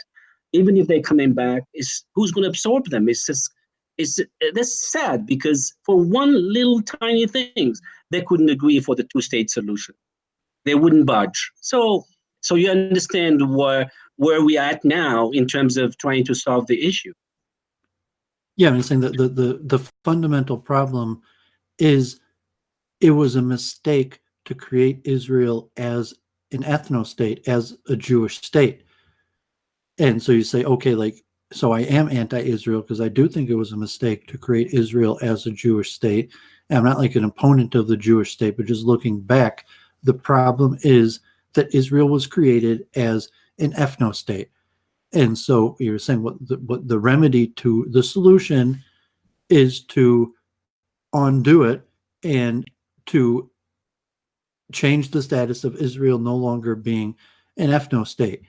And then from there, you can negotiate and work out some sort of what will Israel of a single nation that includes Israelis and Palestinians look like, or have provisions, maybe like the old India UN proposal of 1947 of one country, two states, or multiple states, or provisions for Hebrew and the calendar, or even rebuilding the temple. But from my perspective, my analysis is that the creation of Israel as an ethno-state was a mistake. And I'm not like, JVP, where I'm doing anything to oppose the state of Israel. That's just my opinion. And when you say the solution to these issues has to remedy the fact that Israel does have to be absolved, the ethno-state of Israel does have to be absolved. And so if you're going to disagree on that fundamental tenet and be like, absolutely not. Are you crazy? Are you, God forbid, is Doovid an anti-Semite, an enemy of Israel? Is like, no. But It wasn't. but generally your average Jew is going to 100% reject that like, what But the hell you're saying, the creation of Israel as a Jewish state. Like, no, and that's the one thing that Jews aren't going to give up on. Yeah, but you are talking about past. You're talking about 48 and whatever 47 when they start when the UN created it. That's just The intention was to have two separate states, right?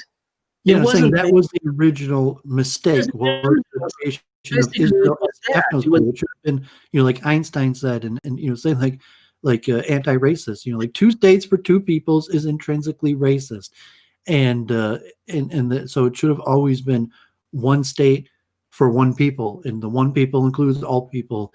And so when you had like, no, the Jewish people need our own ethno state, that was fundamentally problematic, and the only way to remedy it is the end of the ethno state of Israel. There is no just way to maintain Israel as an ethno state, and so two states for two people, just really not going to solve anything, and then it's going to continue. And so as an American Jew, that's like the alt-right and Richard Spencer and white Zionism, and Jews promoting immigration, where ethno-nationalism, where it's like, I'm a Jew, we get Israel, we get our ethno state, and then then the complaints on Jews were like, well, you guys get your ethno state and other people don't. Like, no one else gets an ethno state, but the Jews get to push for one, or so it's all these various issues. I've logically came to the conclusion that you do have to say the creation of Israel as an ethno state is the fundamental problem. Yeah, but you got a whole bunch of undercurrent problem with the claim that the state should not have been created that way, and with the theological and religious issue of the return. So it's going to be very difficult to exclude people who wants to go back, not because they want to go back, against the idea of making prediction true in terms of return. Well, it's completely ridiculous, because you could be like right. an anti-Zionist Jew in Brooklyn who spends your whole life protesting against Israel, and then change your mind and get Palestinian land to become an Israeli citizen. And God forbid, I used to say in Israel that, what's the difference between your average American Jew and the Palestinian terrorists, God forbid, and said that the Palestinians speak Hebrew. Those people, God forbid, who are killing us in Israel, the difference between them and American Jews is those Arabs in Israel actually speak Hebrew, as opposed to American Jews who don't know Hebrew. And so just this dynamic that this American Jew whose history maybe goes back to Israel 2,000 years, doesn't even know the language or the way of the land, has a right to the land of an Arab, even if the Arab speaks Hebrew. Yeah. I mean, it's a contradiction. You're right. There's a problem. But then again, on the other side, you've got other problems that contradict to what you said about stopping the right of return. So I don't know. I mean, it seems to me like we're in the impasse here, because the government is not really on the ball trying to solve these issues. There's still, I don't know what's going to happen with the elections coming up. Hopefully something comes up, because and people have this fantasy concept of Israel. Like Charles, like he had all these inaccuracies under, like, was mentioning the right of return. You don't have to be halakhic Jew. You don't have to have a Jewish mother for the right of return. Every rabbi could hate you. Sure. And just like in Israel's welcoming you with open arms. It's like, no, most Israelis hate us and don't want us there, but it doesn't matter. I have the right of return. I could go to Israel even if all Israelis don't want me and hate me. And so there's kind of like fantasy of like Israel's waiting for us with open arms, or even a misunderstanding about how what power the rabbis of marriage and kosher and burial, but not over citizenry. You could be a 1/8 Jew, from a father's father, have the right of return, Yeah, and mother. the rabbi could say like you're a 0% Jew, but from the legal issue, like like you'd be like whatever. What do I care what the rabbis say? And that's the current state of Israel. And saying like when you look on the news, it's Orthodox Jews getting beat up by actually probably Moroccan Jews. Most of the police officers that are beating up, they're probably like Moroccan and Tunisian, Yeah. and it's funny because Israel's really the only place in the world where you see these darker skinned police forces beating up on lighter skinned people because Haredim are like 60% European. Even It's ironic, isn't it? It's ironic, isn't it, to have Jews from Arab land as a leading forces, the police and so on, beaten up. But remember, it was really the Mizrahi Jews that really pushed the Likud to be the major parties in the 1990s, 1980s and the 70s. Without them, they wouldn't change. It would be still labor and so on. Now labor is gone forever. So you understand that the Arab Jews from the Arab land had their own misgivings and so on. So they wanted to get even, to get more power and so on. So you could see that. So it's up to the to the government to try to solve that issue. It's kind of funny when you brought it up. well, you see that. I mean, because it is always ironic to see the racial dynamic, but the multicultural, mixed racial group of Ashkenazic and Sephardi Jews is already almost the majority, or like, I mean, it's not the majority, it might only be 20-30% of the population, but the ruling bloc, even if it's led by Ashkenazic people, is representing this new mixed bred Israel. So you see, like, the Haredim, they're the ones on the out. They're the ones getting beat down by the cops. They're the ones that are, considered bad for Israel, even though they're the ones trying to keep Jewish law. And that's the problematic nature of the Jewish state, and saying that generally the Spartans are better Israeli citizens than the ultra Orthodox, who don't really recognize the authority of the state, even though the state is more designed for these ultra Orthodox Jews should they recognize the state. So you have these police forces and army of law abiding good Mizrahi Jews that bought into the Zionist system, that are being used to crack down on the Ashkenazic Jews that haven't bought into the Zionistic system. Jennifer was mentioning, like, a lot of people used to troll Jennifer, like, that she has to be Jewish because the way that she looks. And then she said some comment like, Les Glassman, God forbid, his mother passed away, doesn't look Jewish at all. And it's saying, like, well, no, I was saying, like, 20% of Jews look like Les. Like, like 10% of Jews have blonde hair and blue eyes. And, so if you say, like, oh, Les is Aryan featured, I don't so think he I doesn't used look. those exact words, and I didn't mean it as an insult. What was saying? What does it mean if you say Les doesn't look Jewish at all? But then you're saying, like, well, 10% of Jews look like Les. If Les Because doesn't he look looks Jewish like at all, somebody who could be in my greater family. I mean, I have like not uncles, but like cousins. My mom's cousin or something like that, who look a lot like him. I mean, you asked me to pick out Jewish features in him, and I don't really see any. No offense, I'm sure because I'm you're not saying thinking, it like, makes me less of a Jew. I'm just saying, obviously my Judar isn't perfect. well, I was saying that the biggest mistake usually about people's Judar is the sheer enormity of blue-eyed Jews.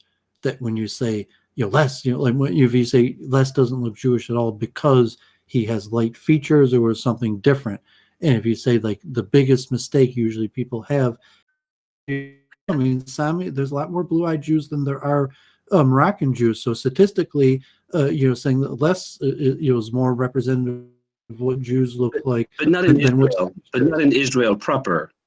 Even in Israel, saying, like, Israel, there's hundreds of thousands of blonde-haired, blue-eyed, maybe not hundreds of thousands, but there's maybe even 100,000 blonde-haired, blue-eyed Jews, and there's probably over 1 million Jews in Israel with blue eyes.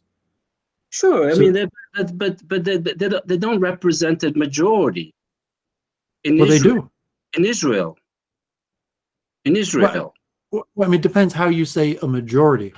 But I'm talking about 50% and above. Okay, most of them are Mizrahi, Sephardic, and Falashas and Yemeni.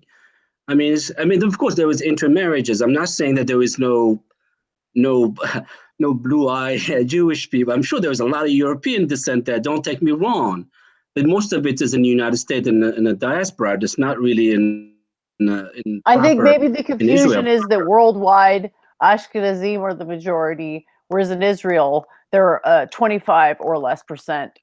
Yeah, they're not really the majority in Israel. That's what I'm saying. And with the intermarriages, that's just it's like what was that term they use? When you add coffee to the milk, it become the point is when you look at the statistics of the census, majorities are not blue-eyed white majority speaking. And so I'm not saying that. So it's like therefore, I mean, maybe we should stop discussing Israel because it seems like we have taken over the stuff. But I wanted to ask you, Doovid, about your point of view regarding Israel supporting Azerbaijan against Armenia. Well, I don't know. You don't know? Okay. I don't know too much about that. Like, God forbid, I saw they had the little, small war going on and people were dying. And I knew that Israel was citing, like even selling weapons. The point that I'm raising here is because of the Armenian genocide. I think that there was an affinity or sort of like an understanding of the Armenian population as a group, and their historical suffering against the Ottoman Empire, and now we see sort of like almost like a reverse. But I don't think it's really a major issue. It's just only a policy issue that Israel is making for military and political strategy. It's not really basically saying, okay, Azerbaijan, go ahead and slaughter every Armenian in Karabakh.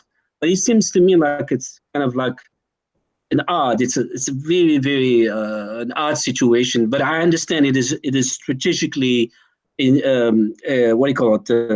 It's the what l'échiquier politique in French. It's the De quoi tu parles? Huh? C'est quoi L'échiquier politique, which is like the chessboard. The chessboard. It's where you put your stuff, and then to get ahead, to have more advantages. It's called l'échiquier. It's a chess. Oh yeah, political chess. Yeah, exactly. Or backgammon. So yeah, il y a plusieurs manières de le traduire, je dirais. Oui. Mais au moins tu dirais political theater or political manipulation, political chess. I don't know. Ça peut pas dire la même chose en anglais. Yeah, that's what I was saying. Regarding the policy of supporting Azerbaijan against the logically, that's also a reason to be opposed to Zionism or a Jewish state. And the most basic reason: I am a Jew, I am a priest to nations, an intermediary between nations. I'm not a nation myself. There's Goyim, and I'm not one of them. Although you say that Israel is a nation also, but when there is a nation of Israel, it counteracts the essential purpose of the Jewish people, because now we can't act as priests to nations. We have to act as a nation among nations. So there's a conflict between Azerbaijan and Armenia, and as a fellow nation, it's going to be a different calculation of strategical chess than as a priest to nations that would probably have a better role in terms of we're not going to be as a priest to nations, we're not going to be selling weapons to one side or the other, but as a fellow nation it might work out strategically where we have to take one side or the other, and at the most basic fundamental level the state of Israel is in opposition to the fundamental religious tenet of what it means to be a Jew and a priest of nations. Right. I just thought that there was a contradiction. I mean, for me, some people still think Turkey still doesn't believe that there is an Armenian genocide. They don't really believe in it at all. So to me, that's kind of like, it doesn't matter. Karma and saying like, yeah, there has to be justice, but it's saying that therefore we're going to be on one nation's side against the other nation, or there's going to be a war and we're going to have to decide which side we're on, as opposed to, like a priest of nation. You assume the role of priest of nation is more beneficent and meant to raise up all nations, not to choose the side of one nation over the other. Yeah, but every nation state have its own, its own political game they have to play, as a religious Jew, that having a nation state of Israel is in opposition to the religious definition of Judaism, and it interferes. My role as a religious Jew to be a priest of nations, the secular political entity state of Israel is in opposition to it, and on a most fundamental tenet of theological Judaism that's very problematic. And just your example of Armenia and Azerbaijan, like if there wasn't a state of Israel versus there being a state of Israel, you see the difference in how that makes a person approach the issue. Yeah, so I really don't really grasp what the original Judaism, as the Haredim, what do they think of a state? What is a state? A political state, not royalty, monarchies, or of ancient time. What is their conception of a state? How would they want to see Israel if it was part of everything? It's I don't see any writings about it. Because the conception is that the Jews are fundamentally a different people than all other peoples. So nations are for the Goyim, and and Jews are for God. And so what's going to be with the Haredim and Jews is not going to be comparable to what's with the other nations. We're not going to make a nation of Israel that's comparable to the other nations. Because they supported indirectly the state. Well, because people are practical people. So if you want, we're talking about reincarnation. They supported in terms of being able to create yeshivas. That's where most of the stuff is going on right there, and yet they don't recognize it as a state prescribed or defined by Judaism laws. So what sort of stuff do you want? Do you want like a theocracy? Is that what it is? Is it what it should be, like the supreme leader, like have like a king that could overlook and then keep all the religious laws? Is that what it is? It's impossible in the modern time. If you are a nation, what you're saying is that Judaism is a false religion, and saying like, no, Judaism is not a false religion. I'm not going to bend to the state because you think that Judaism is a false religion.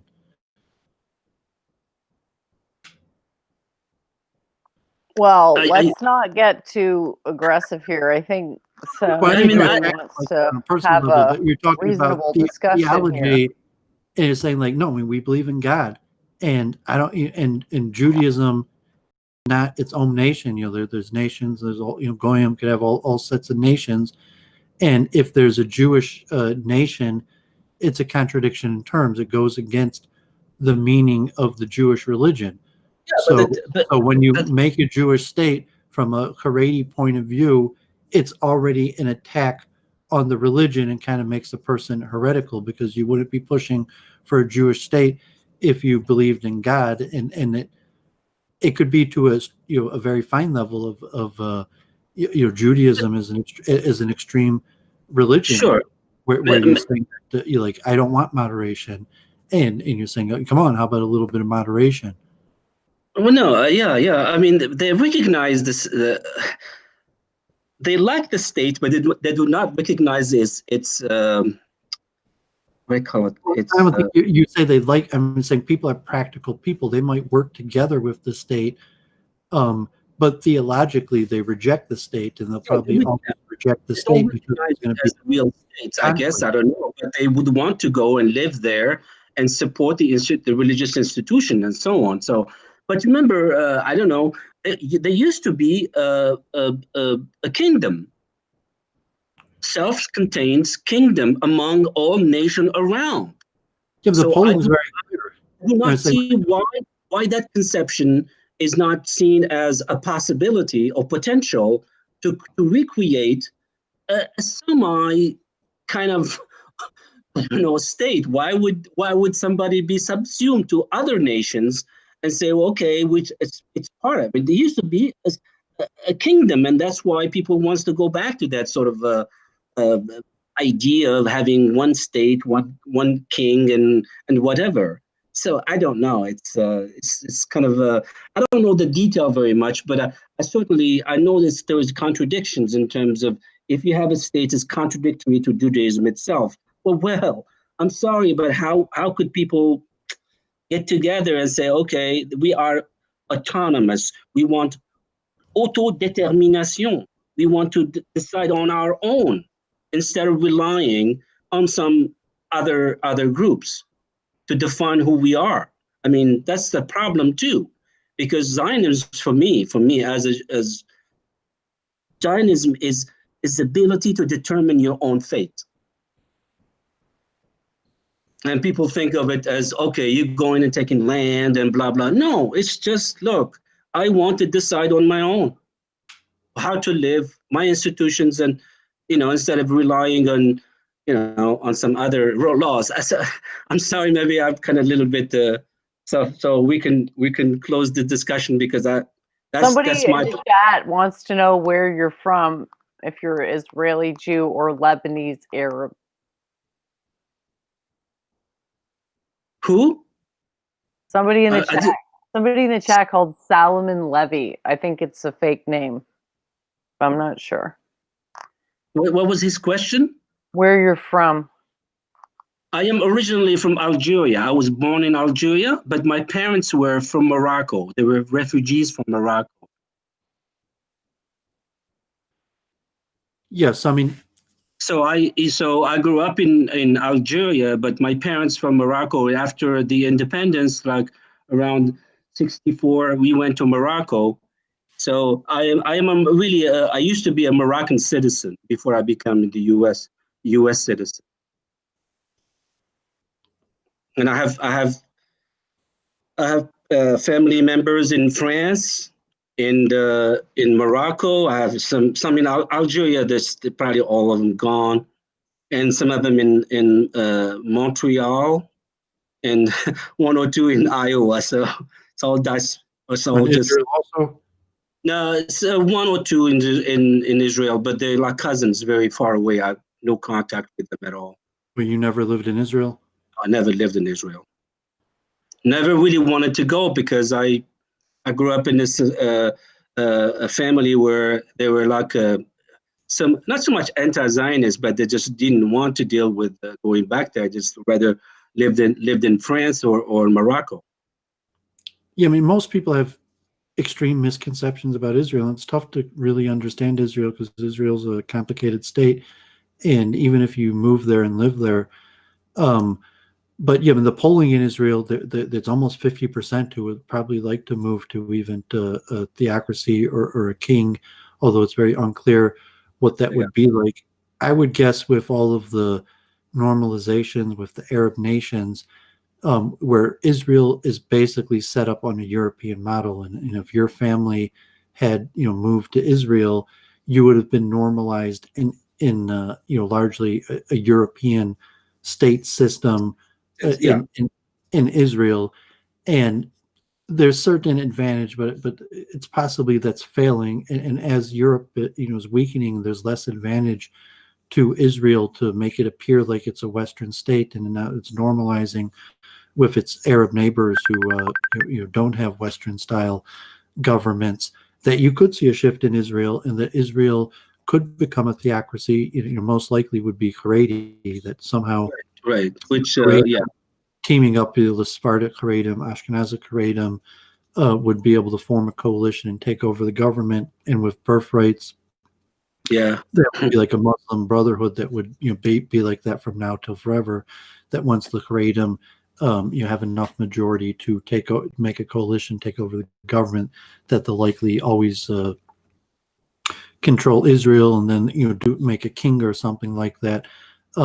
Versus saying like Jew as a person who believes in the religion. Someone saying like, okay, I'm an Israeli and I'm working within the Israeli legal state system, versus saying something like, I'm a Jew who believes in the religion and I don't really trust governments or politics. I believe in God and the religion, and I think God and the religion is going to, however that works, certainly overrides and supersedes, any nation or any state, whether it's the U.S. or Israel or any form of varied Jewish identity that gives people their thought on Israel, and saying like, okay, but Samish has the right to return. It doesn't matter whether he's not, doesn't know any Hebrew, he had a bar mitzvah or not. Very likely he has the right to return, and he could exercise that, and he could go to Israel and he could be Haredi, or he could go to Israel and he could be anti-Haredi, and it would have no bearing on his legal right to take up the right of return. Yeah, that's true. But it's saying if that change, and it's saying like maybe the change is said like, no, the right of return only applies to you if you become Haredi, otherwise no. And I could say something like that. If the Haredim take control, something like that would be interesting. Like in conversion, they would have to control the military, which is it's a contradictory in itself, because they don't want to go to the military, and so basically it's a religious nature of this way it's written into the state, where you have to do national service, but being a religious Jew, being Haredi, in and of itself is considered a national service. So when you say, what did you do for Israel? And it's like, I was in the army. It's like, well, what did you do for Israel? It's like, I'm Haredi, and that's more important. You owe me. I don't owe you for being in the army. You owe me for being Haredi. That argument of them doing a service to the state, or not to the state, I guess, to the collective consciousness of Jews, like studying the Torah is by itself a service to the whole nation. I do understand that, but I don't know to what effect. I mean, I don't know how could they protect the whole territory with them praying all the time. Because Judaism is a religion. I mean, it's also a people, but when the state is set up and it has these religious principles that even in somewhat from Israeli law, that the Haredim don't owe something to the state because they didn't serve in the military. The state owes something to the Haredim because they're Haredi. And to a certain extent, like, that's Israeli law, because Israel, that's the essential identity from an Israeli, perspective. Being Haredi is the essential identity of what it means to be a Jew. And by just fulfilling that essential identity, that's the biggest service you could do to the state. So if you, serve in the military or run a business and pay taxes, that's good, good for you. You could be a good Israeli, but it's nothing like the Haredim, who are fulfilling the essential function of the state. Right. I mean, anti-Israel, from a different perspective, is saying, from the Palestinians, but even like you're going to go to Israel and it's going to be like, oh crap, like I get no respect. I have to pay taxes and all this, so the Haredim could be Haredi. And if I, make one bad statement about the Haredim, like, I'm going to be canceled and a hater, because that Israel was made for the Haredim, not for you. And if you're not Haredi, like, you're a bad Jew. Well, I don't know. Yeah, I think Ben Gurion really tried the best, but and now we have a system that it's hopefully they can come to a solution. But if they take those, it's like I'm saying here in the U.S., like the government's already fallen, and is not telling us keep it on life support for as long as possible. So like the Israeli system is broken beyond belief. Anyone who follows that, it's a military state. Like you get thrown in prison, for not serving the military. Unless you're Haredi, then if you're Haredi, there's absolutely no problem. Haredim, it's like also a welfare state, and all the various identity issues and. I mean, standard of living, like, Israel's a powerful military, like healthcare, beating coronavirus. There's, like to some extent, Israel's a first world nation in many ways, but like there's tons of problems. And, Sure. Yeah, as any other country, I mean, I do understand that. It's just, I mean, I wish Biden. The other thing about the U.S., why would the U.S. be a major player? Why wouldn't Russia or France or Britain take on the mantle of trying to shape the policies? Why did they leave it always to the Americans to do it? It's just, to me, that's, I don't understand why China and Russia and the big guys in the UN Security Council cannot do something with diplomacy. I mean, they just sit around and wait for the U.S. to do something or not do anything. It's just crazy. To me, that's like, okay, you wonder why Trump has been very good for at least doing something tangible that is different from the old one, from the old policies of appeasement with no result whatsoever.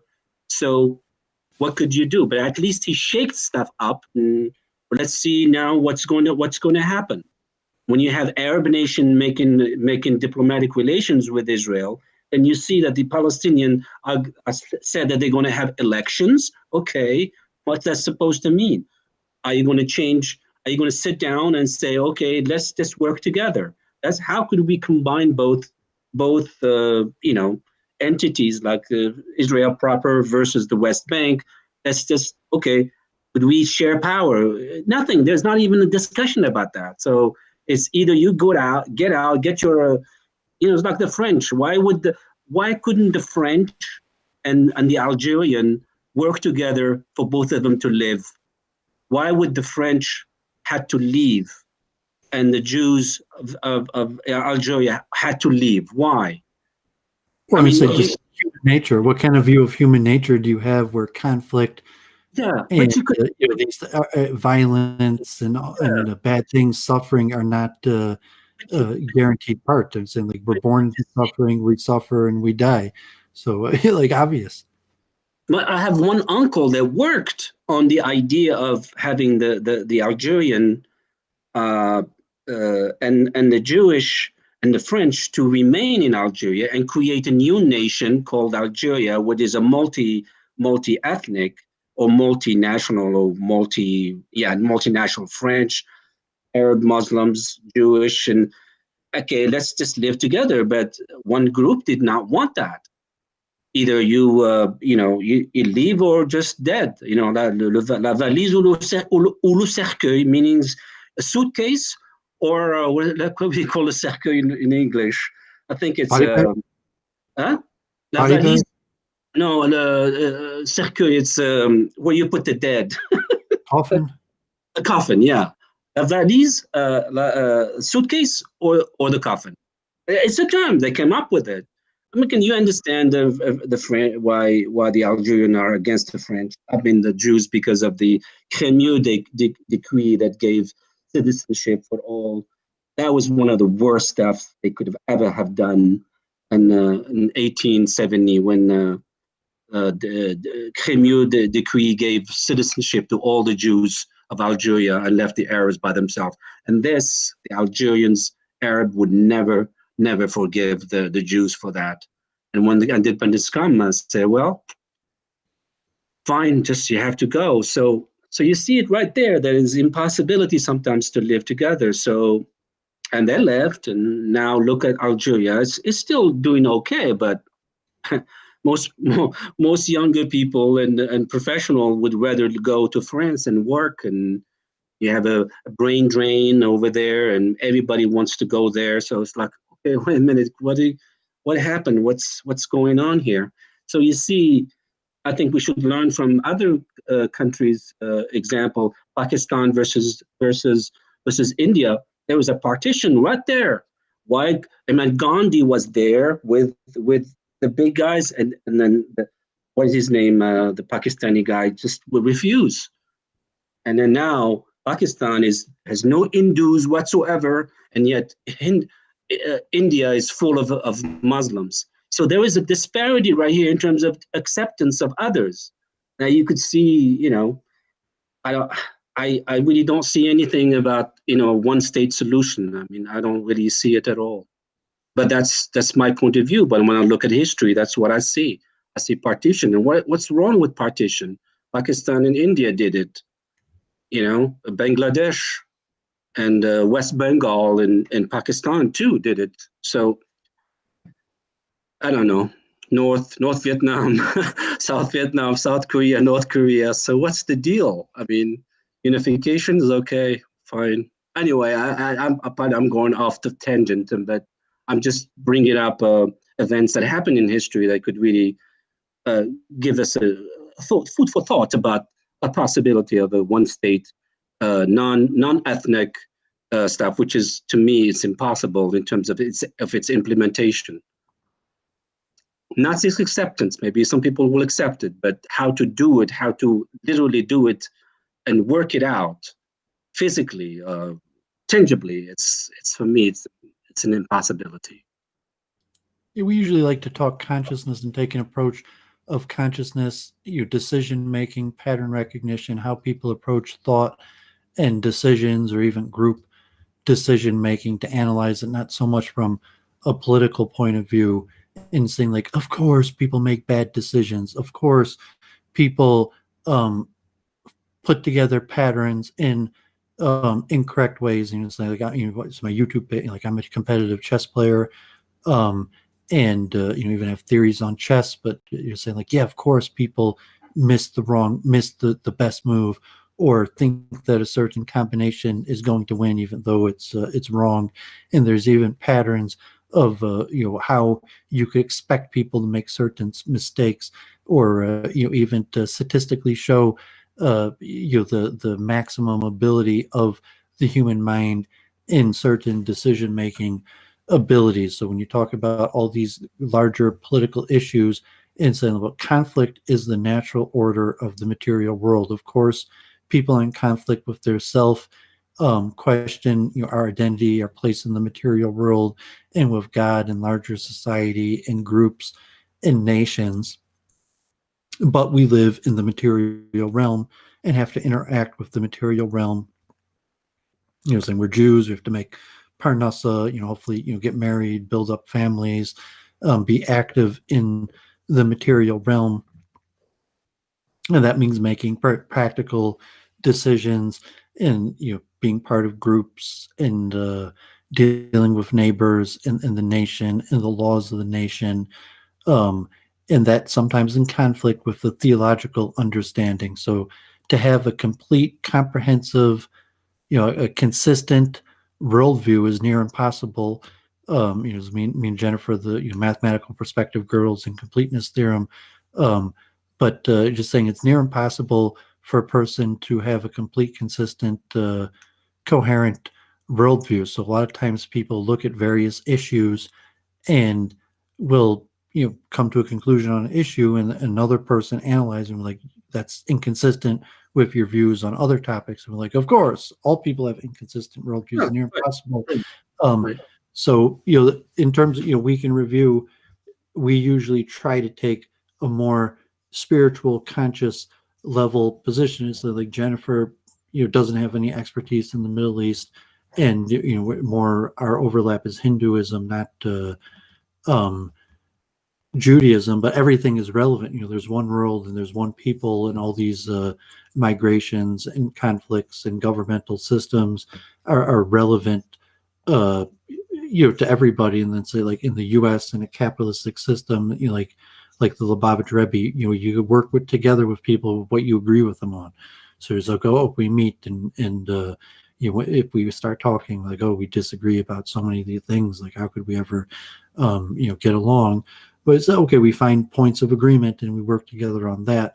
And that's why I'm promoting, the multiple truth hypothesis, because it's almost miraculous to say, how is it possible that all these different nations and peoples and belief systems are going to be able to peacefully coexist, or even nations, just Jews, or any, even just one person, their own mind. How could one person find peace within their own body and their own consciousness? So you say you need a multiple truth hypothesis to deal with these contradictory systems that operate at the same time. Like the Newton quote, the definition of intelligence is to deal with multiple conflicting ideas in our head at the same time. So all these issues are extremely complicated, and that's what me and Jennifer like to take a consciousness level approach that like the theory of expertise, like mental techniques that Okay, Jennifer, can you summarize and put us all in our place by your Oh, you're discussion? too kind. Honestly, I so appreciate that lovely humility. It's what did we talk about? I think I threw you a bit of a curveball because I always have to test people. One time I threw Doooovid on the spot, and I asked him the derivative of x cubed, I think. And you know what? He knew the answer, and I was like, that is awesome. So I was likening the Doooovid. I don't know if you remember my article about the behavioral sink. Maybe. I mean, probably, because I read most of your articles, but not offhand. I'm not sure. Like, remember the rat utopia with the collapse in the behavior? And I said ringing a bell, but apologize. I was basically linking it to a collapse of fertility in highly populated urban areas. And my hypothesis was that because we evolved under conditions of scarcity, because there's always so much competition with rival species, that we recognize situations of anti-scarcity as fundamentally, we can't recognize it, basically because we have no basis to recognize it. So I was sort of teasing out this idea that city living requires this additional level of ideological sorting to bridge the gap of cognitive dissonance caused by that much. Basically, it's just like stuff in one place. So I was trying to explain, like, psychologically, biologically, I guess, why there's a sort of like an adjustment phase between a simpler civilization to a more complex one. And that jump is sort of seen between the loosely connected tribes model versus the city-centric heavy commerce in particular strategic areas. And we sort of talked about a bunch of different things, including something I didn't actually know about, which was maybe you could tell us about that city in you said Mexico, that was very highly. Can you tell us what that was? I also mentioned, just on top of it, Jennifer, that the adding on the computer facilitated human interaction of the modern age of the metro area, where you say, yes, if people were left to our own devices, we would not be able to get along in society, and we would have conflict, and basically, God forbid, we would just like kill each other and steal, rape, murder, and God forbid. But the computer, through facilitating human interaction, could make sure that humans interact in like a certain way, and that's my general feel of the direction of society, is that recognizing human nature is bad and humans can't be trusted, and therefore all human interaction needs to be facilitated by the computer.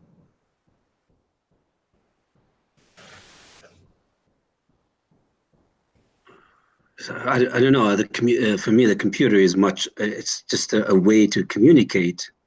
You could still have contentious argument even on the computer, and you could see it in the trolls, and now the problem with teenagers shaming each other online, and so I think that the conflict it exists. I was going to try to get Jennifer to talk about. It's not a question or to put you on the spot. Is to have when you have like a discussion with people, they talk to each other. They have two different, not so much opposing view, but different perspective of how to look at things. How could they come together?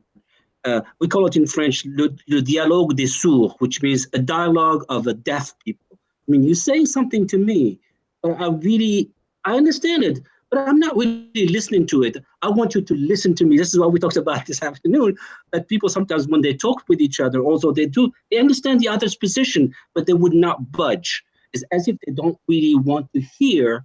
They hear that, but they don't accept it or anything like that. It's just they don't really internalize it, like you said, and say, okay, I understand this perspective. I'm in this position. I'm a little bit far left or far right. Let's come a little bit right here. Let's just give away, give something away, so that way we can come to a common sort of understanding or a common solution. And that's why in all conflict, that's what should we do. But it seems to me people would want to have the winner wins everything. I'm not, it's like that doesn't work very well sometimes. So you have to give in. You have to give in. So I don't know. Yeah, that's what I was trying to tell you about when I showed you that one diagram. Yeah. So I think I talked about this before, Doooovid, but basically there's a steady state that you can create. Like the idea is to show that, let me just correctly size this thing here. When you set up a computer simulation to run completely blind, it ends up with a monopoly, a resource monopoly, even in the most simplistic of models, which is a bunch of agents with $5 rolling a dice, and if one agent wins, it gets the $5 from the other one, and vice versa. And if they have $0 and they lose, then nothing happens. And then you iterate this simulation a bunch of times. Sort of comes back to what we talked about before with the neural nets and how they converge upon their eigenstates, which is through repeated iterations of what could be described as a simulation. But basically, your first observation is, and this is coming right out of statistical thermodynamics, so this is not something that you could disagree A, with the model, or B, with the interpretation, but the logic, if you accept the axioms of the model, the logic just follows from that. So we're asserting that there's a spontaneous monopolization of resources through iterated commercial transactions. And the more commercial transactions there are, the more these silos will spontaneously manifest. And then you have what's called the skull crusher dilemma, which is whoever it is who's in charge of this monopoly has a very much coveted position in society, so it's susceptible to murder, which just leads to a domino chain of murders as subsequent, like, people vying for control just kill each other one in a row. So, I mean, I'm not saying that's happening. And this is a model to understand how society works, and it's a simplified model, but the idea is just to get us on the path of making scientific predictions, right? So when we think, what do we mean when we say, sorry, go ahead. Yeah, I was going to say, I wish we could have a computer model that could model on certain factors and parameters. Doooovid was talking about, well, Israel should not have been the creation of Israel was an issue. I wish it could be a model to say, okay, if it wasn't for created, what would be different models of people living in that area after the war? From the Ottoman Empire losing control, the British coming in, the French coming in Lebanon, and so on. What kind of other model what kind of Middle East map we would have, not only geographically speaking, but ethnically speaking and religiously speaking? It would be great to see if this option that we are now in, which was not really, pushed. I mean, it was pushed maybe. What other models would be so that we would not have this conflict of conscious of people not believing in the state as a state because it contradicts their own belief system. Also, from the point of view of the Arab opposition and resistance and whatsoever, and so on. So yeah, I wish you could have that, but I don't know. I think what you're trying to say is that it's important that the state be perceived as legitimate because you want to have social stability. Sure. And Yeah. that's really what I'm talking about here too. So you combine Sure. these two things and philosophically, because really what we're doing is a philosophical inquiry. So Right. But your model, Jennifer, was based on resource allocation. It's based on a civilizational model has to meet certain criteria such Right. that it's perceived as just, i.e. that you don't set into motion the series of events that brings about the skull crusher dilemma. Because there's nothing worse than 5 kings getting killed in 15 months, right? I'm sure there have been many periods of human history where that literally did happen and it must have sucked, right? Yeah, there's. Yeah, who's going to want to step up to be the king if you've got 10 people who are basically standing there with a knife and they're up their sleeve, right? So it's maybe we should not have a king. We should have a confederate I state. don't think we need to jump to any conclusions about what we need. I think what would be good to do is to do a historical inquiry and to look at the psychological development, because it's a multifaceted problem which went along with this other phenomenon that I described earlier about the psychological effects associated with a rapid croissance de population. Right, yeah, okay. So it was the shock of that plus all the other factors all comes back to we've gotten ourselves into a basically unprecedented situation. So this is basically the problem that we have to solve is resource allocation has to be perceived as just, and also that the function of the state is essentially to solve this problem. The primary function of the state is resource redistribution, as well as perimeter defense. Obviously, that goes without saying, but there's a function of resource distribution because there's this implicit angle that if you allow the resources to naturally coalesce into these monopoly silos, which we all have to understand is a natural thermodynamic effect, okay? Because this is where people get into trouble, where they'll jump to the conclusion that what you're trying to say something bad, but really you're actually it's a reaction of your own ego where I'm trying to remove this element of subjectivity. And I'm saying I'm giving the example from the computer because the computer has no subjectivity. You could say it has a subjectivity on the level of, a human coded it, but it's no, the computer is a fucking calculator. It's there to be objective. However way we program it, that's our intention, right? So I don't think there's any actual way to claim that this is a subjective thing. It's simply a simulation, and the interesting thing about the simulation is that it converges to a steady state that is not the same distribution as what it originally was, because originally in the simulation everybody had the exact same amount of money, right? So why is it if everybody starts out with the exact same amount of money, why is it that over time, even if there's nothing operating other than commerce, why is there a spontaneous hoarded silo? And the answer is because that this is the maximum entropy state, and that the universe spontaneously transitions to maximum entropy state, and that philosophically speaking, one of the main purposes of the state is a reallocation of specifically scarce resources in the interest of avoiding the skull crusher dilemma. So thank you very much for your attention, and I hope that was a somewhat stimulating discourse. It's good. Yeah, it was really good. Yeah, so that was one of the things I was working on, and basically it was because of the question that you asked me. So you were trying to ask about Church of Entropy, but it doesn't really have anything to do per se with Church of Entropy. It's just an application of basically my model. Yeah. Yeah, and I sent you another thing. Okay. Another image, the green one. I don't know if you remember that one, but you were asking me about how I built it up from axioms. So I tried to show you how the axioms work, because there's layers of axiomatization. So there's like remember how we talked about the physics laws?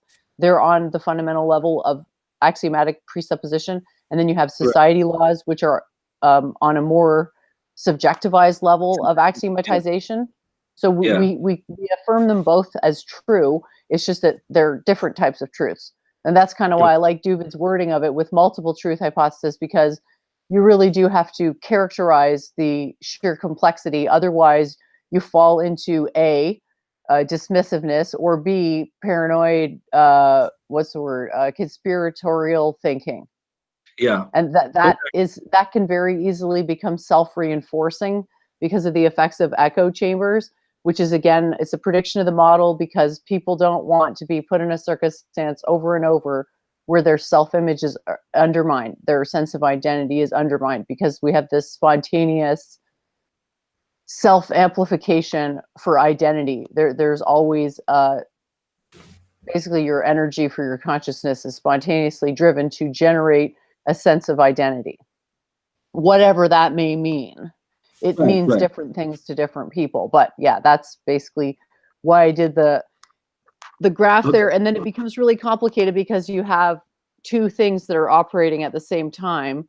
One is competition and another one is evolution. And competition is really complicated because cooperation is a form of competition. Symbiosis is a form of competition.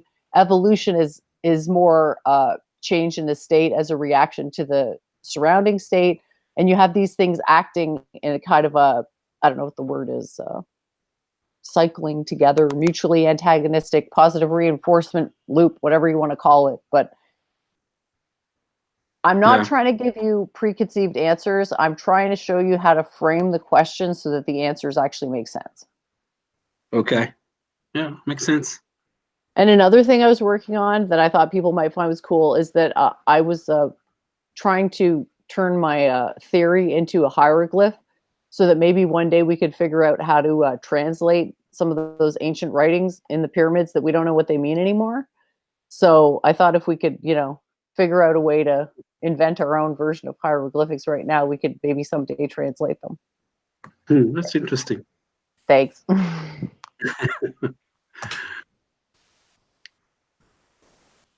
Okay. So yeah, that's about all I had to say on that. It's been really super interesting conversation. Yeah, it's all about allocation of resources. Even Middle East is all about allocation. It's also about perception of justice, property rights disputes. I would argue it's actually more. It's more about perception of justice and property rights disputes. People want to feel that they have some degree of civilizational stability, and so the proxy to civilizational stability is the perception of fairness in property rights dispute. I don't think people have an intrinsic aversion to disparities of resources, because historically speaking, that's all that it's ever been. I mean, we haven't even started to civilize for that long compared to how long we've existed, which means it's been the skull crusher meme forever. Like if you look at horses, they live a very terrible life. The man has a harem and eventually gets chased out by a younger man. It's cold. And I'm sure it was like that for most of the quote unquote, human history, for pre-civilizational history, which is temporally the majority of the history. Right. So it's not just about resource scarcity. It's about primarily can the state adjudicate between property rights disputes adequately, is ultimately, that's literally more of a consideration. Obviously, people need enough scarce resources to survive, but people will not, civilization will not become unstable simply by virtue of resource allocation. Like people on some level, they expect the king to be rich type thing. Like a poor king is like, people look at that like, what the hell? Yeah, it's also the ideological dimension. What people think about something, some people it's not really what the resources is, but for me, the resources are elemental. You have to have a certain amount of resources to survive. And if you have that, then it's okay. But if you don't have anything, then the temperature is going to go up, and you got riots, you got discontent, and some people might take that as a sign of God. I'm going to accept it, but others don't. The point I was trying to make is the issue about the belief system. It becomes it's override everything else. When people start to believe in a certain idea, an idea that is just not even, it's nothing. It's just a word. It's just a concept. And then they fight for it and they die for just an idea. So we can think about dying for land, or fighting for a building, or because that's possession. That's. But to think about people dying for something, I don't know, conceptual. It's just, but people could die for that. I mean, they just, they riots, like they go to the Capitol building and just for an idea that somehow, America has gone astray, or, let's just take over. Let's just run.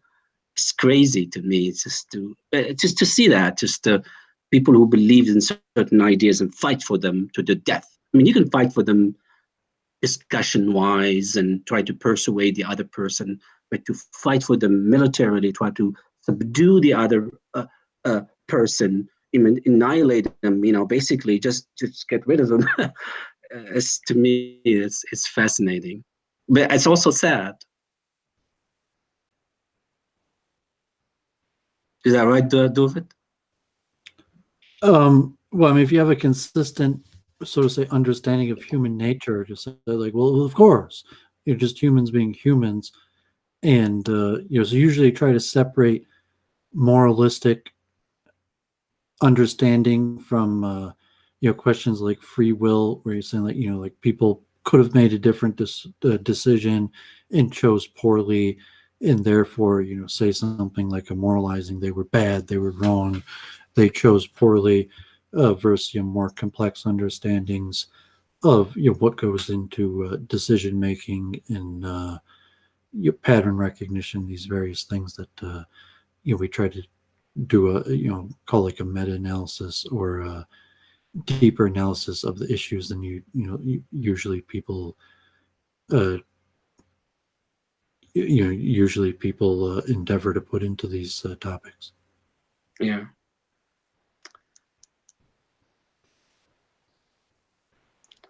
So you want to wrap up, Jennifer? I mean, if there's anything else, we can talk about other stuff. I'm not like dying to finish, unless my audio is just like annoying, and in which case I totally apologize. Yeah, I have to exit here soon. So Sure, no problem. We can wrap it up.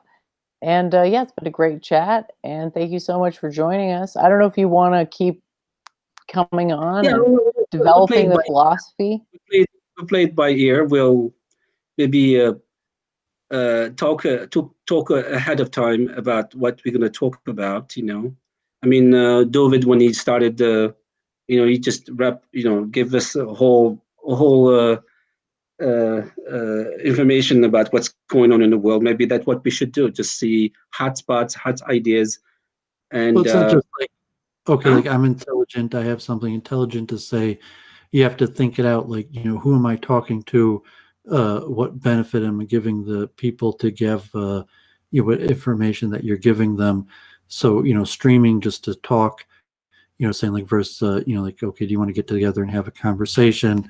Versus saying, let's have a public conversation. What's the benefit of making the conversation public, and the different dynamics that go into it? So it's a good thing to you consider whether you sort of say want to be a streamer and get more into streaming, or you might be an interesting occasional guest to talk about, or you want to make your own content, and then if you do want to be more active,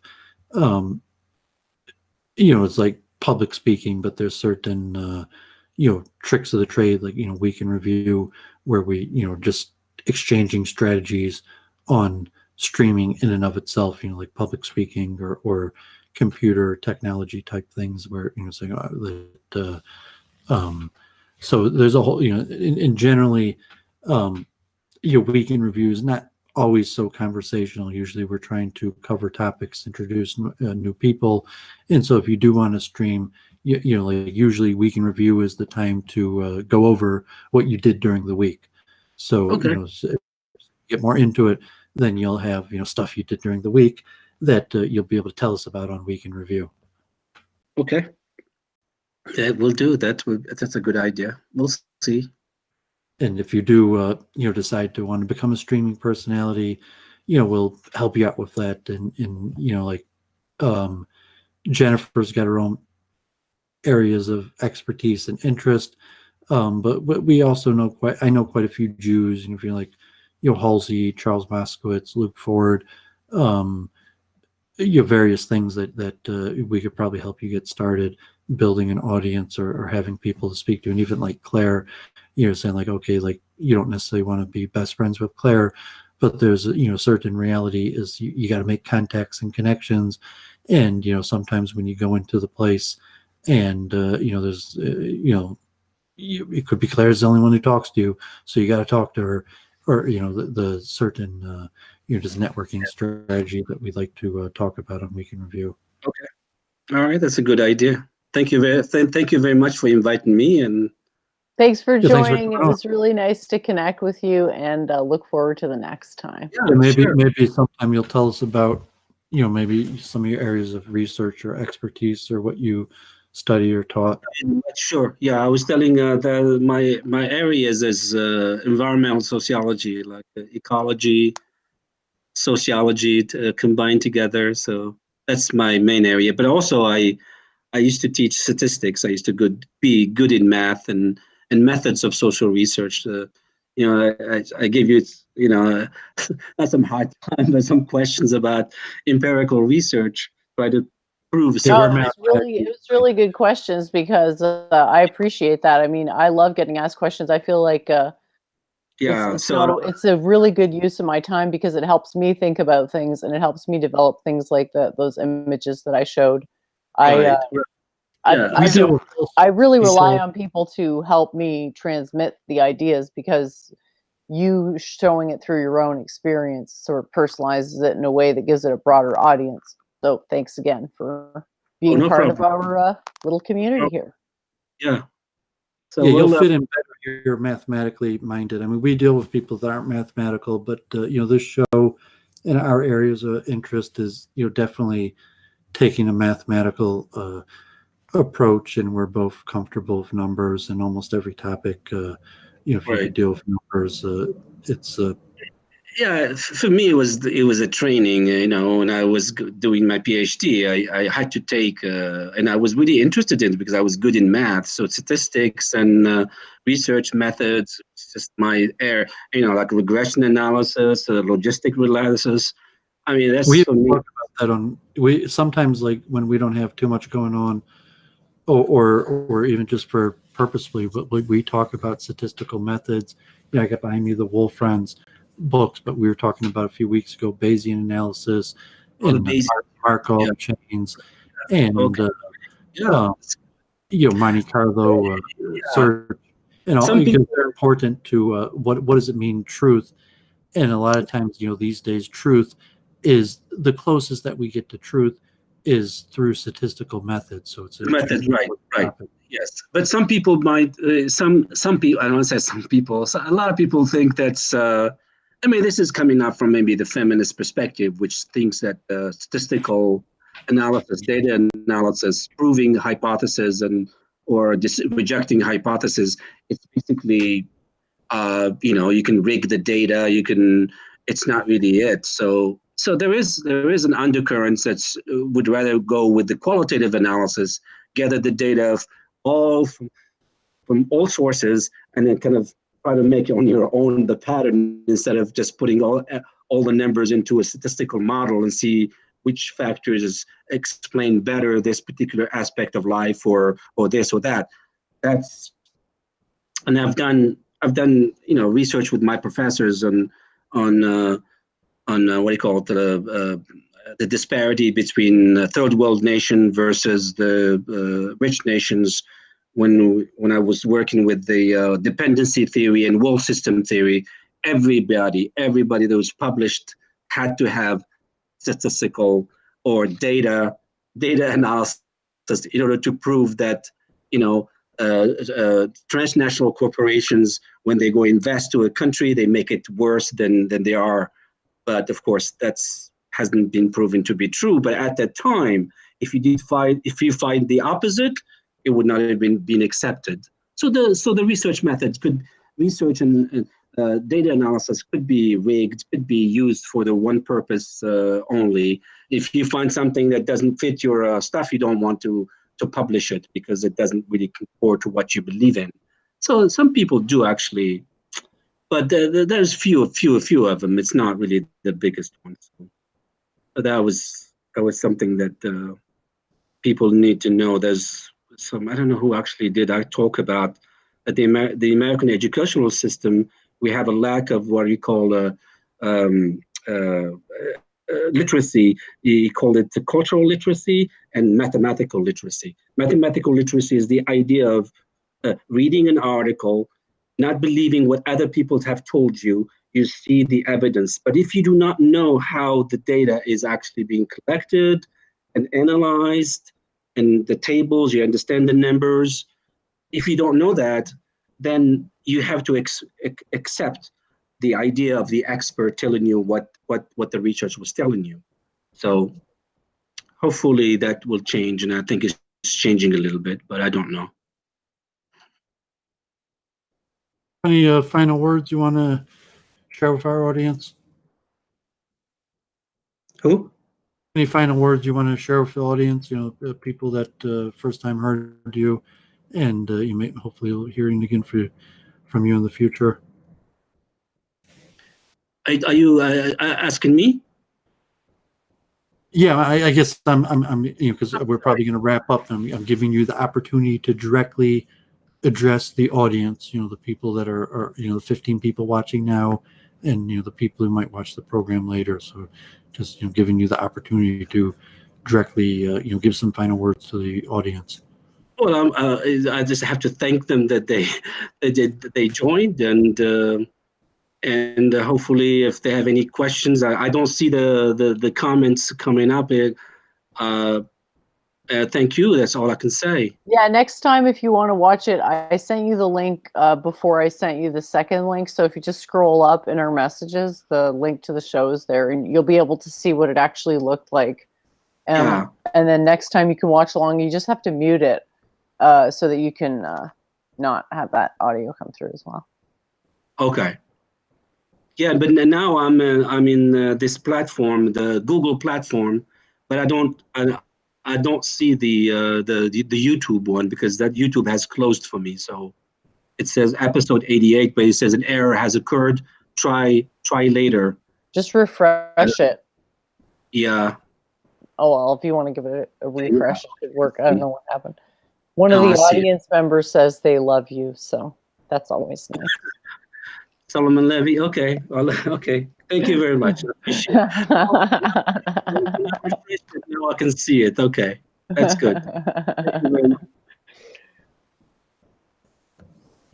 Okay, so I guess I'm going to sign off. I'm feeling a little tired, I guess. So I guess if you want to keep on streaming, problem. that's fine. Thanks for thanks for coming on Spanish. Have a great week, everyone. Bye, Thank you. Doowovid. We'll Thanks see you a lot. later. See you. Okay, guys. Thanks so much for joining the show. Really appreciate it. And Thank you.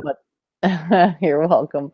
There's my progressive diagram for anyone who's interested. So how would we make a diagram like this? Well, we'd start with the waveform has to encompass the body, right? So that guy's arms aren't in the perfect position to have a circle encompass the whole body. But if he dropped his arms a bit, he'd be inscribed, no problem. So you have your primary waveform, and that's going to include the entire body. And then you have a secondary waveform, which actually ends up giving you a great deal of information. which is inscribed between the base of the spine and the top of the head, because the structure, right, the form dictates the function. So what are we looking at in a skeleton? Oh, incredibly strong spine, skull thing. Deduction, that is the thing containing the waveform of photons, a part of which is responsible for subjective consciousness. So we would be looking to deduce energetic maxima, right? Because you have a sphere, and eventually that sphere is going to create a maximum or a node of some kind, and it'll create multiple nodes nearly simultaneously because the waveform expands at the speed of light, you know, modulated by whatever, but it's near, you know, I don't want to say it's instantaneous because that's incorrect, but it's very, very fast. So you have to be able to visualize something ultra complex happening ultra fast. And it's not really possible, so we come up with these models to gradually get a little closer, or sort of stumble our way to some partial understanding of what we're talking about. So Great Adversary asks, is this Kundalini? That's one particular interpretation, and we can't really translate that way. So because the axioms are different, there's no way to pick things out. Like, I still sort of hesitate to say, well, this is the chakras, right? Because how do I know exactly what was meant by chakras? Did everybody mean the same thing? All I'm trying to say is that, yeah, there is actually a science there. It may be biologically correct or incorrect, or more correct or less correct in some cases, but it's certainly worthy of investigation because there is a physical basis to it. And it all has to do with ultimately the mechanics of the body, sort of spilling over into the mechanics of the mind. Because this mind, you have a complete mind, which is your total quantum, waveform. And that includes the one that goes around your whole body. So the big sphere around the whole body, and then the little bit smaller sphere around the spine. And then there's like a gajillion subspheres. So we can't possibly visualize them all at once. So we chop them up and visualize them one at a time. So your full body one, that's more to do with musculation. Your spine only one, that's more to do with thinking. So you think of it as frequencies. One of them is heart. One of them is the lungs. One of them is thinking. And it all ultimately derives from the fact that light has a frequency and has a constant velocity in a constant medium. And we have these mini fluctuations, electromassive fluctuations, which change that V value. So V is the modulated or diminished speed of light due to a particular medium. So the speed of light is constant in a constant medium. The medium twitches or seizes up a little bit, and that changes the speed at which light can propagate.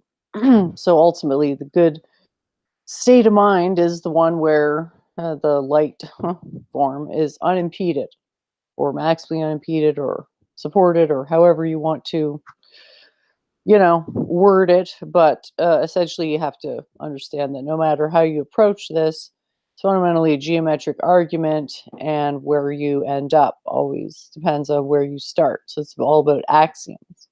So I'm just going on a purely geometric axiom basis. I figure measurement limit, there's probably 4 axes of control per extension, and this is probably operating pretty close to the universal limit due to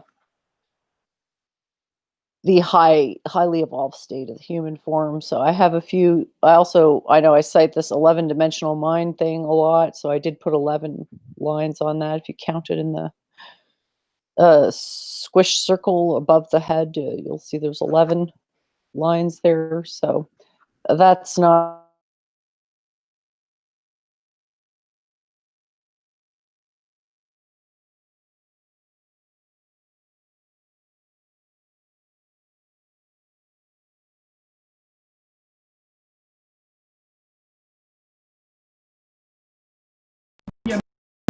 That's just so to say, a worthless opinion of It's so important that she can't be told, she won't be told that it's wrong.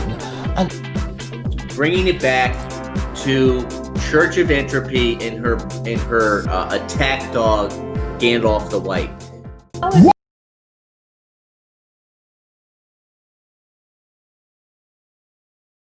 Here, I gotta join. Okay.